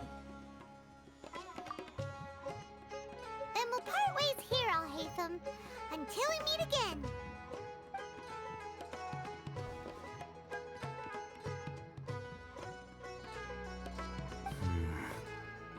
Now, do I deal with this thing first? Or should I produce the report that the higher-ups require?